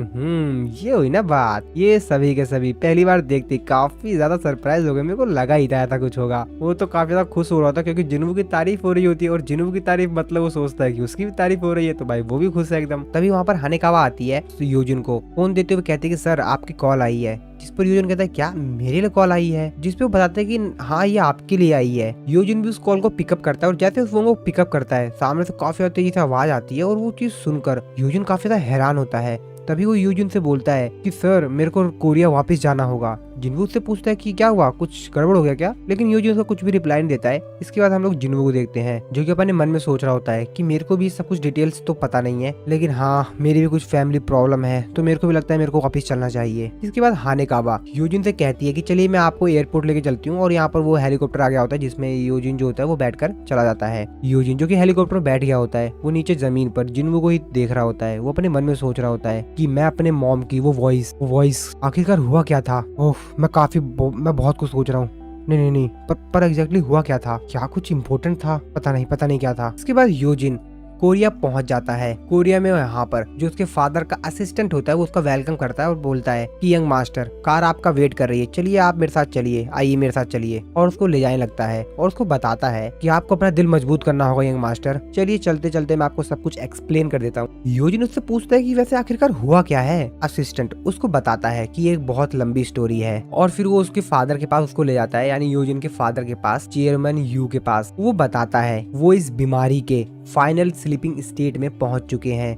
ये बात सुनकर यूजिन काफी ज्यादा हैरान होता है और वो रोते अपने फादर को चिल्लाता है, लेकिन उनका जो असिस्टेंट होता है वो उसको मना करता है। वो कहता है कि इनके ज्यादा करीब मत जाइए। यूजिन उससे पूछता है कि क्या हम लोग कुछ नहीं कर सकते, मैं कितना ज्यादा यूजलेस बेटा हूँ ना, मैं अपने पिता को सिर्फ इस तरीके से देख सकता हूँ, मैं कुछ नहीं कर सकता। तभी उसका असिस्टेंट उसको एक बुक देता है जिसको देखते हुए यूजिन कहता है कि ये क्या है। उसका असिस्टेंट उसको बताता है कि अपना कंसिक्वेंस खोने से पहले चेयरमैन इस पर काम कर रहे थे, एक बार आप इसको देख लीजिए, मैंने इसको कहीं छिपा के रख दिया था ताकि जब वो दोबारा उठे तो मैं उनको दे दूं, ये उस पर दोबारा से काम कर सके, लेकिन मेरे को लगता है कि आपको शायद इसकी ये भी ज्यादा जरूरत है। यूजिन जैसे ही उस बुक को खोलता है तो वहाँ पर वो काफी सारे न्यूज आर्टिकल्स देखता है अपने बारे में, जिनवू के बारे में काफी सारे आर्टिकल्स देखता है, और उन आर्टिकल्स को देखकर वो काफी ज्यादा इमोशनल हो जाता है। और फिर जैसे ही वो काफी सारे और भी न्यूज आर्टिकल्स या बुक्स के पेज आगे पलटता है तो वो उन सभी चीजों को देखकर काफी ज्यादा इमोशनल हो जाता है, उसकी आंखों में से आंसू आने लग जाते हैं। असिस्टेंट उसको बताता है कि आपके जो फादर थे वो आपके सिस्टर के और आपके जितने भी आप लोगों ने जहाँ भी कॉम्पिटिशन में पार्टिसिपेट किया, जहाँ भी आप लोग गए, उन्होंने उन सभी को इस बुक के अंदर संभाल के रखा है। यहाँ तक कि जो रिसेंट इवेंट हुआ था उसके बारे में भी। इस चीज को देखकर यूजिन पूरी तरीके से रोने लगता है, उसकी आंखों में से आंसू आने लगते हैं, जिसके बाद उसका असिस्टेंट को कहता है कि चलिए अब हम लोग को, मेरे को लगता है घर चलना चाहिए। फिर यूजिन कहता है हाँ ठीक है। तभी यूजिन को अजीब से लगता है, वो पीछे देखता है बट उसको कुछ तो दिखाई देता है, पर वो समझ तो जाता है कि कुछ तो मैंने देखा था, मेरे को लगा कुछ था वहाँ पर। असिस्टेंट उससे पूछता है क्या वो सर, जिसपे यूजिन कहता है कि नहीं चलिए चलिए, और फिर वो वहाँ से चला जाता है। इसके बाद हम लोग देखते हैं कि एक्चुअल में वहाँ पर सच में कोई चीज थी, तो असल में यहाँ पर जिनवू था जो कि अपनी मैजिकल पावर का इस्तेमाल करके यहाँ पर आ गया था। वो यूजिन की तरफ देखते हुए कहता है कि तुम्हें रोने की जरूरत नहीं है, मैं वापस आ गया हूँ। और फिर वो सीधा यूजिन के फादर के रूम में जाता है और वाटर ऑफ लाइफ जो होता है वो उसके फादर को पिला देता है। और जब जिनवू वहाँ से बाहर जा रहा होता है तभी यूजिन की जो सिस्टर होती है वो वहाँ पर आ जाती है, और जब वो अंदर अपने फादर के रूम में जा रही होती है कि तभी उसको कुछ समझ आता है। वो कहती है कि ये कौन है। वो जिनवू को वहाँ से जाते हुए देखती है लेकिन वो समझ नहीं पाती। वो कहती है कि ये तो, लेकिन वो इस चीज पे ध्यान नहीं देती है और सीधा अपने फादर के रूम में जाती है। और जैसे वो देखती है ये चीज देख के काफी ज्यादा हैरान हो जाती है कि जो फादर है वो बेड पे बैठे हुए, यानी कि उसके फादर ठीक हो गए हैं। और अपने फादर को इस तरीके से बेड पे बैठा हुआ देखकर वो काफी ज्यादा इमोशनल हो जाती है कि डैड आप फाइनल स्लीपिंग स्टेट से जाग गए। बाकी जो डॉक्टर होते हैं वो भी काफी ज्यादा हैरान होते हैं, कहते हैं कि ये तो असंभव है, आप फाइनल स्टेट से जाग गए। अगर मीडिया को ये बात पता चल गई तो वो तो काफी ज्यादा क्रेजी हो जाएगी, ये तो बहुत बड़ा न्यूज है। इस तरह हम लोग जिनवू को देखते हैं जो कि उस हॉस्पिटल से बाहर आ गया होता है। जिनवू पार्किंग में जाते हुए कहता है कि हालांकि ये थोड़ा सा जल्दी है, लेकिन हैप्पी बर्थडे योजिन। हॉस्पिटल से बाहर आ गया होता है। रास्ते में जाते हुए वो अपने मन में सोच रहा होता है कि चलो ठीक है, यहाँ पर सब कुछ ठीक हो गया, अब मेरे को जापान वापस चला जाना चाहिए और वहाँ पे जितनी सारी चीजें हैं उन सबको ठीक कर देना चाहिए। लेकिन जैसे ही जिन्हू शैडो स्किल का इस्तेमाल करने की कोशिश करता है, उसका सिस्टम उसको नोटिफाई करके बताता है कि अरे रुक जा भाई रुक जा, बड़ी जल्दी भूल जाता है, अभी तुमको 2 घंटे बाद मिलेगा ये मौका। तो जैसा कि हम लोग को मालूम ही है कि जिन्हू जब शैडो एक्सचेंज स्किल का एक बार इस्तेमाल कर लेता है तो दोबारा उसको सेम ही शैडो स्किल का इस्तेमाल करने के लिए 3 घंटे तक वेट करना होगा और जिन्हू को अभी 2 घंटे बाद मौका मिलेगा। अब जिन्हू अपने मन में सोच रहा होता, अच्छा यार ये भी है क्या, लेकिन मैं 2 घंटे तक करूंगा क्या? ओह नो, अब मैं 2 घंटे तक करूँ क्या? ओह, तो अब मेरे पास एक्चुअली में काफी ज्यादा फ्री टाइम है, लेकिन मेरे को पता भी नहीं मेरे को क्या करना है, मैं किसी को कॉल भी नहीं कर सकता हूँ, मैं अब करूँ क्या? तभी उसको मिस चाइन की एक बात याद आती है, जिन्होंने कहता है चलो ठीक है देखता हूँ, मेरे को बस एक कोई ऐसा डंजन मिल जाए जो कि बिना ऑनर के हो। इसके बाद अगले सीन में नेशनल लेवल एस रैंक के हंटर मिस्टर क्रिस्टोफर को देखते हैं, जो कि अपने घर पे आराम से सो रहे होते हैं अपने रूम में। लेकिन तभी उनकी आंख खुलती है एकदम से, उनको एहसास होता है कि कोई तो मेरे आसपास है और फिर तुरंत वो अपने कपड़े पहनकर देखने के लिए जाते हैं कि आखिरकार कौन है। वो अपने चारों तरफ देखते हैं लेकिन हर तरफ साइलेंट होता है। अब वो काफी ज्यादा कंफ्यूज होते हैं कि यार चारों तरफ तो अब वो काफी ज्यादा कंफ्यूज होते हैं कि चारों तरफ तो साइलेंट है, लेकिन मेरे को तो ऐसा एहसास हुआ था कि कुछ तो है यहाँ आसपास, लेकिन कुछ दिखाई क्यों नहीं दे रहा है। और जैसे ही वो अपने वाइन की गिलास को उठाने वाले होते हैं, वो उनके हाथ से छूटकर नीचे गिर जाती है और वो टूट जाती है। और उनकी वाइन की गिलास नीचे गिर के टूट गई थी। वो इससे ज्यादा हैरान इस बात को लेकर होते हैं कि जब वो गिलास टूटी थी तो उनको बिल्कुल भी उस चीज की आवाज नहीं आई। वो इस चीज को देखकर काफी ज्यादा हैरान होते हैं कि गिलास गिरकर टूट गई लेकिन कोई भी नॉइज नहीं हुई, आखिरकार यहाँ पर चल क्या रहा है। तभी वो अपने घर में सामने देखते हैं और कहते हैं कि कौन है वहाँ पर। और तभी वो चेयरमैन की बात को याद करते हैं जिन्होंने कहा था कि अगर तुमको किसी भी चीज की जरूरत हो, कोई भी जरूरत हो, तो तुम इस नंबर पे कॉल कर देना, तुमसे चेयरमैन गो डायरेक्टली बात कर लेंगे। वो भी अपने मन में सोच रहा होता है कि आखिरकार ये सब चल क्या रहा है, यहाँ पर हो क्या रहा है। लेकिन तभी वो देखता है कि असल में वहाँ पर एक इंसान अपेयर होता है। तभी मिस्टर क्रिस्टोफर ये एहसास करता है कि उनके पीछे भी 2 लोग खड़े हैं। तो दोस्तों अगर आप लोगों को नहीं पता है कि ये लोग कौन है तो मैं आप लोगों को बता देता हूँ कि एक्चुअल में ये लोग मोनार्च हैं। तो अभी आपने जिस मोनार्च को देखा था उसका नाम था टैरनेक। क्रिस्टोफर उन लोगों से पूछता है कि आखिरकार तुम लोग हो कौन, जिस पे टैरनेक उससे कहता है कि तुम कुछ भी नहीं बचा पाओगे अगर तुम इसी तरीके से इंसानों की मदद करते रहे तो। Fragment of the brilliant light. ये बात सुन के क्रिस्टोफर अपने मन में सोचते हुए कहता है एक मॉन्स्टर बोल रहा है। क्रिस्टोफर उससे बोलता है कि आखिरकार तुम बोल क्या रहे हो, मुझे कुछ भी समझ नहीं आ रहा है। जिस पर वो मोनार्च उससे कहता है कि ना ना ना ना ना ना, मैं तुमसे बात नहीं कर रहा हूँ, तुम्हारे अंदर जो इंसान है जो तुमसे कनेक्टेड है मैं उससे बात कर रहा हूँ। जिस पे क्रिस्टोफर उससे कहता है कि मुझे परेशान मत करो। तो चलो ठीक है। इसके बाद क्रिस्टोफर अपनी पावर दिखाता है और अपने आप को ट्रांसफॉर्म करने लग जाता है और कहता है कि तुम में से एक को तो मैं निपटा ही दूंगा। और ऐसा कहते ही वो अपने दूसरे फॉर्म में ट्रांसफॉर्म होने लगता है। ये चीज देखकर पीछे खड़े जो 2 मोनार्च होते हैं, जिनमें से जो एक मोनार्च होता है उसका नाम होता है राकान और जो दूसरी मोनार्च होती है उसका नाम होता है क्यूरेशा। राकान उसकी तरफ देखते हुए कहता है कि स्पिरिचुअल बॉडी मैनिफेस्टेशन, जिस पे क्यूरेशा भी कहती है ओह ये इंसान के द्वारा। और फिर जैसे ही क्रिस्टोफर अपने नए रूप में ट्रांसफॉर्म होता है वो चिल्लाते हुए कहता है तुम मरेगा मॉन्स्टर। और ऐसा कहते हुए टैरनेक मोनार्च होता है उसके ऊपर अटैक कर देता है और बहुत बड़ा धमाका होता है पूरी बिल्डिंग में। इसके बाद इसी यहीं पे कट हो जाता है। दूसरी तरफ हम लोग जिन्वू को देखते हैं जिसके स्टेट्स काफी ज्यादा बढ़ गए होते हैं। तो एक्चुअल में जिन्वू यहाँ पर एक कार में बैठा हुआ होता है और सभी लोग उसको बाय बाय बोल रहे होते हैं क्योंकि उसने यहाँ पर आकर जापान में सभी लोगों की काफी ज्यादा मदद की थी और इसीलिए बहुत सारे लोग यहाँ पर आए हुए होते हैं जिन्वू को बाय बोलने के लिए। जिन्वू उन सभी लोगों को देखकर काफी ज्यादा खुश हो रहा होता है और वैसे भी यार उसे खुश होना भी चाहिए क्योंकि जिन्वू ने इतनी मेहनत करके मतलब थोड़ी सी मेहनत करके यहाँ पर काफी सारे मॉन्स्टर्स को मारा और इन लोगों की मदद की। जिन्वू अपने मन में सोचते हुए कहता है कि मेरे हिसाब से जापान में आज मेरा लास्ट दिन होने वाला है। तभी बेरू जिन्वू से कहता है कि माय किंग, लोग आपको रिस्पेक्ट दे रहे हैं, मेरे हिसाब से आपको भी अपना हाथ ऊपर उठा के इन सभी लोगों को बताना चाहिए कि हाँ आप भी इनको देख रहे हैं। जिस पे जिन्वू से कहता है हाँ ठीक है बेरू। इसके बाद लोग जिन्वू देखते हैं जो कि प्लेन में बैठा हुआ होता है। उसके बगल में मिस्टर एडम वाइट बैठे हुए होते हैं। तो आप लोगों को याद होगा कि जिन्वू को यही बंदा अमेरिका ले गया था मिसिस सेलनर से मिलाने के लिए ना, तो वो ये बंदा है। तो वो जिन्वू से बोलता है कि मैं तो काफी ज्यादा हैरान हूँ, ये कितना अच्छा कोइंसिडेंट है ना कि हम प्लेन में एक ऐसे इंसान के बगल में बैठे हैं जिसको कि हम पहले से ही जानते हैं। जिन्वू से कहता है कि तुम इसको कोइंसिडेंट नहीं कह सकते हो मेरे हिसाब से तो। जिस पे वो भी मुस्कुराते हुए कहता है कि हाँ ठीक है, अब आप ऐसा भी मत बोलिए, जिसपे जिनवू उससे बोलता है, हेलो मिस्टर एडम व्हाइट, आपसे मिलकर अच्छा लगा। जिनवू की ये बात सुन के मिस्टर एडम कहते हैं कि हम लोग सिर्फ एक ही बार मिले थे, लेकिन मैं तुमको अभी भी याद हूँ। मेरे को काफी अच्छा लगा आपसे भी मिलकर मिस्टर जिनवू। लेकिन जिनवू तो अपने मन में कुछ और ही सोच रहा होता है। जिनवू कह रहा होता है, अरे यार ये तो मेरे को बेनू ने बता दिया था इसका नाम। आप इस बार इसका नाम गलत मत बोलना, क्योंकि पिछली बार आपने कुछ ऐसा ही किया था। तो इसका नाम इस बार आप अच्छे से बोलना, मिस्टर एडम व्हाइट। आप मेरे किंग है और आपकी रेपुटेशन संभाल के रखना मेरी जिम्मेदारी है। जिसपे जिनवू उससे बोलता है कि वैसे क्या काम है आपको। मिस्टर एडम जिनवू को बताता है, सबसे पहले तो मैं आपसे माफी चाहूंगा कि मैं बिना नोटिस के यहाँ पर आ गया। मैंने आपको बताया नहीं, कोई खबर नहीं दी और जस्ट मेरे को आपसे काम पड़ गया। लेकिन मेरे को काम ही ऐसा था, काफी ज्यादा अर्जेंट मैटर था जो कि मेरे को आपसे बात करनी थी। उसके बाद सुनकर जिनवू कहता है, तो क्या यूएसबी एस रैंक के गेट को रोकने में फेल हो गया? जिसके बाद सुनकर मिस्टर एडम कहता है, नहीं नहीं नहीं, ऐसा कुछ भी नहीं हुआ है, हमने उस चीज को संभाल लिया बिना किसी प्रॉब्लम के। आप एक बार इस वीडियो को देखिए। वो अपने लैपटॉप ओपन करके जिनवू को एक वीडियो दिखाता है। वो कहता है कि ये देखिए, हमारे यहाँ पर काफी ज्यादा तेजी से आग लग चुकी है और ये कोई ऑर्डिनरी आग नहीं लगी हुई है, मतलब बहुत ही ज्यादा अजीब सा है। अगर एक छोटा सा भी आग लग जाता है, लपट लग जाती है, तो पूरा का पूरा उस जगह का आसपास बहुत तेजी से आग फैल जाती है। उस वीडियो को देखकर जिनवू भी काफी ज्यादा हैरान होता है, क्योंकि वहाँ पर लोग बहुत ज्यादा कोशिश कर रहे होते हैं, लेकिन उस आग के ऊपर वो लोग काबू ही नहीं कर पा रहे होते हैं। जिसपे जिनवू उससे बोलता है कि आखिरकार ये वीडियो है क्या। वो जिनवू को बताता है कि एक बार आप वीडियो को एंड तक जरूर देखिए। जिस इंसान ने इस आग को शुरू किया था वो थे मिस्टर क्रिस्टोफर, जो की एक नेशनल अथॉरिटी रैंक हंटर है। 1800 से भी ज्यादा फायर फाइटर्स और 14 से भी ज्यादा टॉप लेवल के मेज टाइप के हंटर्स भी इस चीज के ऊपर कंट्रोल नहीं कर पा रहे हैं। जिसपे जिनवू से कहता है कि ये आग तो काफी ज्यादा है, तो इसका मतलब है कि ये एक फाइट है। तो इसका मतलब ये है कि मिस्टर क्रिस्टोफर, जिसपे वो बताता है कि हम इस चीज पे विश्वास नहीं कर सकते, क्योंकि जब हमने उनको ढूंढा तो वो ऑलरेडी मरे हुए थे। जिनवू जो वीडियो को लास्ट में देखते तो देख के काफी ज्यादा हैरान होता है कि एक्चुअल में जो मिस्टर क्रिस्टोफर थे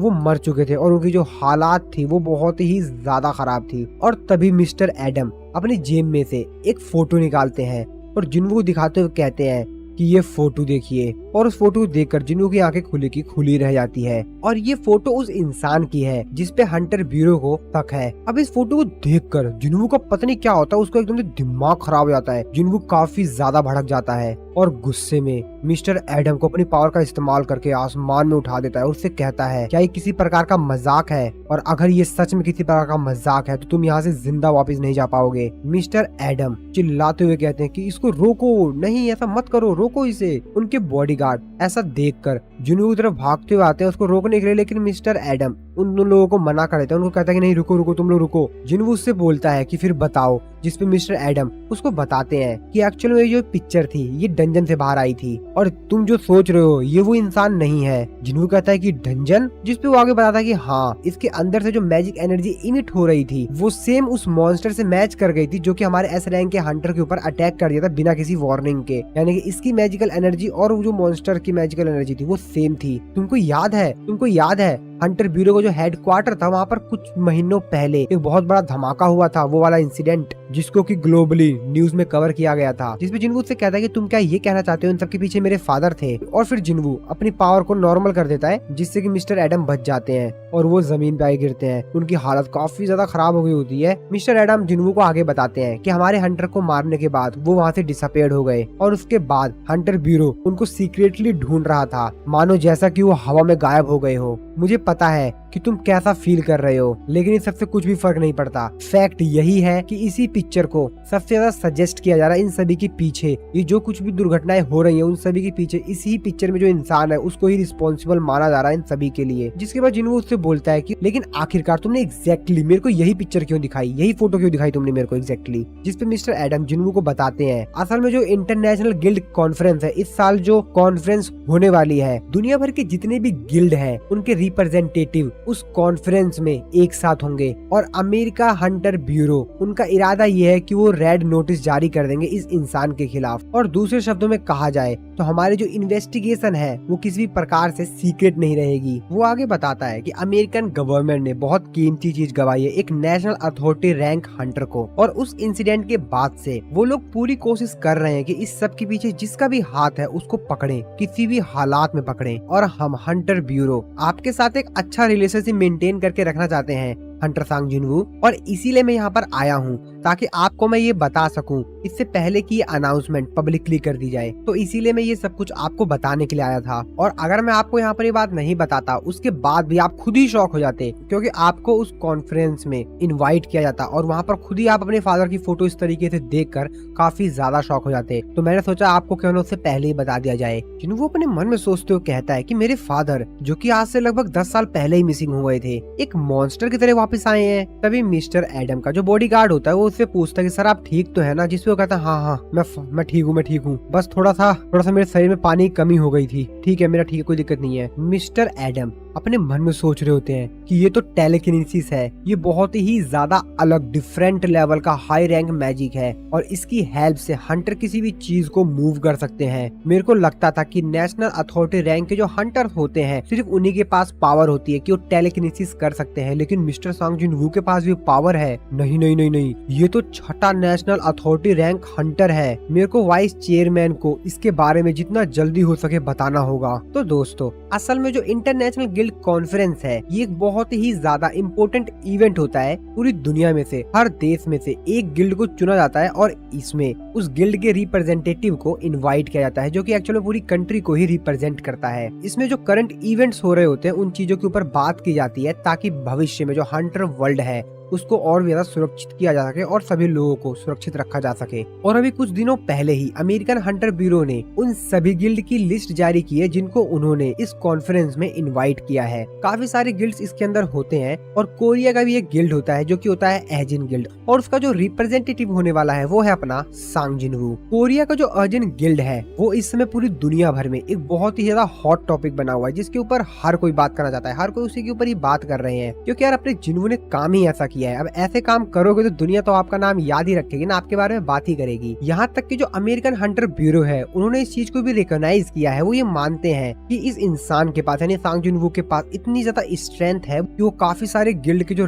टॉप रैंक के हंटर्स हैं उन सभी को अकेला ही टक्कर दे सकता है। वो सभी लोग अगर मिल जाए तब भी वो जिन-वू का सामना नहीं कर पाएंगे, उसकी बराबरी नहीं कर पाएंगे, इतना ज्यादा ताकतवर है जिन-वू। इसके बाद हम लोग कोरिया में हो रहे एक कॉन्फ्रेंस को देखते हैं जहाँ पर एक रिपोर्टर मिस्टर चोई से कुछ सवाल पूछ रहा होता है और वो उनसे पूछ रहा होता है इस साल की जो कॉन्फ्रेंस है उसमें इनवाइट किया गया है। काफी सारे लोग इस चीज पे बात कर रहे हैं कि हंटर गिल्ड की जगह पर अर्जिन गिल्ड को इस कॉन्फ्रेंस में क्यों इनवाइट किया गया है। तो आप क्या सोचते हैं इस बात के ऊपर मिस्टर चोई? जिसपे मिस्टर चोई उसका रिप्लाई देते हुए कहते हैं कि मेरे को विश्वास है कि अमेरिकन हंटर ब्यूरो ने जो भी डिसीजन लिया है वो एकदम सही लिया है। जिसपे वो कहता है कि एकदम सही मतलब क्या आप अपने आप को अंडर एस्टिमेट कर रहे हैं? जिसपे बताता है कि अरे बिल्कुल नहीं, मेरे को इस चीज के ऊपर बिल्कुल विश्वास है कि उन्होंने एकदम सही डिसीजन लिया है। क्योंकि सांग जिन-वू की अगर आपने पावर्स देखी हैं तो आपको पता ही होगा कि वो कितना ज्यादा ताकतवर है। जिसपे रिपोर्टर उनसे बोलता है कि हाँ मैं भी आपकी इस बात से एग्री करता हूँ, लेकिन फिर भी जो अर्जिन गिल्ड है वो सिर्फ एक वन मैन शो है, यानी कि सिर्फ एक इंसान है जिसकी वजह से पूरा गिल्ड ही चल रहा है। जिसपे मिस्टर चोई उसका रिप्लाई देते हुए कहते हैं कि हाँ बिल्कुल, लेकिन वो इंसान कोई और नहीं हंटर सांग जिन-वू है। अगर आप किसी गिल्ड के मेंबर को उनके कॉम्बैट कैपेबल स्किल पर डिफाइन करें, आप 100 से भी ज्यादा ऐसे गिल्ड मेंबर को इकट्ठा कर लेंगे, लेकिन तब भी वो लोग मिस्टर सांग जिन-वू का सामना नहीं कर पाएंगे। सांग जिन-वू के पास तब भी उनसे ज्यादा ताकत होगी। और एक ऐसा इंसान जिसने जेजू आइलैंड के ऊपर इतना बेहतरीन परफॉर्मेंस दिया और साथ ही में अभी जो रिसेंट इंसिडेंट हुआ है उसमें भी देखिए, तो मेरे को नहीं लगता कि हमारी कंट्री में अर्जिन गिल्ड से बेस्ट कोई हो सकता है। जिसपे रिपोर्टर उनसे कहता है कि हाँ ठीक है, ये सब आपकी बात ठीक है, उसमें हंटर गिल्ड ही कोरिया को रिप्रेजेंट करता है। तो क्या आपको ऐसा नहीं लगता है कि थोड़ी सी इस न्यूज को सुनने के बाद कि एजिन गिल्ड को हंटर गिल्ड की जगह पर बुलाया जा रहा है, तो थोड़ा सा आपको ये बात अजीब नहीं लग रही? क्या आप इस बात से हैप्पी हैं? जिसपे वो बताते हैं कि हाँ बिल्कुल, हाँ मैं थोड़ा सा नाराज हूँ क्योंकि मैं हर साल जाता था, इस साल नहीं जाऊंगा, लेकिन फिर भी मैं इस बात से बहुत ज्यादा खुश हूँ कि मिस्टर सांग जिन-वू जा रहे हैं। मैं इस चीज के ऊपर प्राउड फील कर रहा हूँ और हम सभी लोग हंटर्स के ऊपर ही भरोसा करते हैं, क्योंकि हम लोग को नहीं मालूम कि कौन सा मॉन्स्टर कब आ जाए। हम इमेजिन ही नहीं कर सकते कि वो मॉन्स्टर कितना ज्यादा ताकतवर होगा। और सच तो ये है कि मेरा गिल्ड सिर्फ मिस्टर सांग जिन-वू की वजह से यहाँ पर वापस जिंदा आ पाया। और सच बताऊं तो मेरे को भी काफी ज्यादा फील प्राउड हो रहा है कि मिस्टर सांग जिन-वू को कोरिया का रिप्रेजेंटेटिव के तौर पर चुना गया है। मुझे भी काफी ज्यादा अच्छी फीलिंग हो रही है। और फिर ये कॉन्फ्रेंस खत्म हो जाते हैं, मिस्टर चोई वहाँ से वापस बाहर आ रहे होते हैं। तभी उनके हंटर गिल्ड का एक मेंबर जो होता है, असिस्टेंट उनको आके बताता है कि सर, मॉर्निंग में जो एक गेट अपीयर हुआ था, हमको उस गेट के अंदर जाने की परमिशन मिल गई है। असल में वो एक ए रैंक का गेट है और हमने मेजर किया है, वो उतना ज्यादा हाई भी नहीं है, चिंता मत कीजिए आप। जिसपे वो कहते हैं ओ ये तो काफी बढ़िया है। मिस्टर चोई उससे पूछते हैं कि अच्छा ये बताओ कि क्या अर्जुन गिल्ड ने परमिट के लिए दोबारा से अप्लाई किया? जिसपे बताता है कि नहीं सर, रिसेंटली तो उन्होंने ज्यादा कुछ अप्लाई वगैरह नहीं किया। तो सर असल में मिस्टर सांजिन को 4 दिन हो चुके हैं जापान से वापस आए हुए। तो बाकी सभी जो गिल्ड वगैरह है सियोल के, वो तो इस चीज के ऊपर सेलिब्रेट कर रहे हैं, लेकिन ज्यादा कुछ तो उन्होंने कुछ किया नहीं अभी तक। मिस्टर चोई भी अपने मन में ये सब कुछ सुनकर काफी ज्यादा खुश हो रहे होते हैं कि मिस्टर जिनवू वापस आ गया है। और वो इस चीज के ऊपर प्राउड फील कर रहे होते हैं कि जिनवू जापान जाकर वहाँ पे लोगों की जान बचाकर आया है और वापस कोरिया सेफली आ गया है। तभी उनका जो असिस्टेंट होता है वो उनको बताता है कि हमारे जो प्रॉफिट्स हैं वो लगभग 40% से बढ़ गए हैं, क्योंकि अर्जुन गिल्ड की तरफ से हम लोगों को कंपटीशन ही नहीं आ रहा है। ये बात सुन के मिस्टर चोई थोड़ा सा दुखी होते हुए उसकी तरफ देखते हैं और कहते हैं कि मजे ले रहे हो क्या? जिसपे कहता है कि सॉरी सर, माफ कर दो सर। जिसपे मिस्टर चोई कहते हैं कि चलो कोई नहीं, ये सब छोड़ो। वैसे क्या एसोसिएशन इस सब चीजों के बारे में जानता है? मिस्टर चोई अपने मन में सोच रहे होते हैं कि रैंक रीअसाइनमेंट टेस्ट से पहले वो काफी सारे गेट को एक ही दिन में क्लियर कर दिया करता था, और जब से वो एक एस रैंक का हंटर बना है तब से तो वो अदर गिल्ड की जो टेरिटरीज हैं वहाँ पर भी गेट्स को क्लियर कर रहा है। और अभी जो रिसेंटली ही जापान के अंदर एस रैंक का डंजन ब्रेक हुआ था, वहाँ पर जितने भी मॉन्स्टर्स थे उन सभी को उसने अपने अकेले दम पर हराया है। तो शायद इसीलिए वो थोड़ा सा आराम कर रहा होगा, पर इसीलिए शायद वो थोड़ा सा शांत है। चलो कोई नहीं। इसके बाद हम लोग मिस्टर गो को देखते हैं, जिनके पास मिस्टर च्यूल आते हैं और वो मिस्टर गो को बताते हैं कि सर, चाइना से एक रिक्वेस्ट आई है, उन लोगों को मिस्टर सांजिनवू का डेटा चाहिए। जिसमें मिस्टर को उससे कहते हैं पर्सनल इन्फॉर्मेशन। जिसमें वो कहता है कि नहीं सर, पर्सनल इन्फॉर्मेशन नहीं चाहिए। मिस्टर को कहते हैं कि फिर क्या चाहिए? मिस्टर च्यूल उनको बताते हैं कि असल में उनकी रिक्वेस्ट में ये आया है कि वो लोग मिस्टर सांजिनवू से रिलेटेड जितने भी रिकॉर्ड्स हैं उनके रेड के ऑफिशियल रिपोर्ट्स, उन सभी की उन्होंने रिक्वेस्ट की है, वो सभी मांग रहे थे वो सब। जिसपे मिस्टर गोस से कहते हैं अच्छा ऐसी बात है, लेकिन वो लोग एक टॉप रैंक हंटर की पर्सनल इन्फॉर्मेशन ना मांग कर, और तभी पूछते हैं कि लेकिन आखिरकार उन लोगों को मिस्टर सांजिनवू में इतना इंटरेस्ट क्यों आ गया? उन लोगों को वैसे ये मालूम ही होगा ना कि मिस्टर सांजिनवू किसी भी प्रकार का नेगोशिएशन नहीं करते किसी कंट्री से। जिसपे मिस्टर च्यूल मिस्टर गो को बताते हैं कि सर, ये जो रिक्वेस्ट आई है ये चाइनीज गवर्नमेंट की तरफ से नहीं आई है, एक्चुअल में ये एक इंडिविजुअल ने भेजा है चाइना से। जिसपे कहते हैं क्या इनकी इंडिविजुअल ने कौन है वो? जिसमें मिस्टर च्यूल उनको बताते हैं कि सर, ऐसा लग रहा है कि चाइना का जो 7 स्टार रैंक हंटर लिू जिगैंग है उसको मिस्टर सांजिनवू में थोड़ा सा इंटरेस्ट है। शायद वो मिस्टर सांजिनवू के बारे में काफी कुछ जानना चाहता है। तो एक्चुअल में दोस्तों, हमारे सोलो लेवलिंग के अंदर जो चाइना है वो बाकी जो इंटरनेशनल स्टैंडर्ड्स है उसको अडॉप्ट नहीं कर रखा है। उसने अपना खुद का रैंकिंग सिस्टम बना रखा है हंटर्स के लिए, हंटर की रैंकिंग के लिए। तो जैसा की जो बाकी कंट्री करती है, जो हाईएस्ट रैंक होती है किसी भी हंटर की वो 5 स्टार की होती है, लेकिन इन लोगों ने 7 स्टार दे रखा है। और उन्होंने 7 स्टार की जो रैंक है वो सिर्फ एक ही इंसान को दे रखा है, जो कि है हंटर लिू जिगैंग। जिसमें मिस्टर च्यूल से कहते हैं अच्छा तो वो लिू जिगैंग है जिसको कि मिस्टर सांजिनवू में इतना इंटरेस्ट आ रहा है। मिस्टर च्यूल आगे बताते हैं कि लिू जिगैंग जो है उसने जायंट टाइप के जो मॉन्स्टर्स है उनसे फाइट की थी, और इसीलिए शायद उसको हंटर सांजिनवू में थोड़ा सा इंटरेस्ट आ गया कि आखिरकार ये बंदा है कौन जिसने अपने अकेले दम पर सारे जायंट मॉन्स्टर्स को हरा दिया। वो सिर्फ कुछ से लड़ रहा था और मिस्टर सांजिनवू ने सबको निपटा ही दिया। मिस्टर गो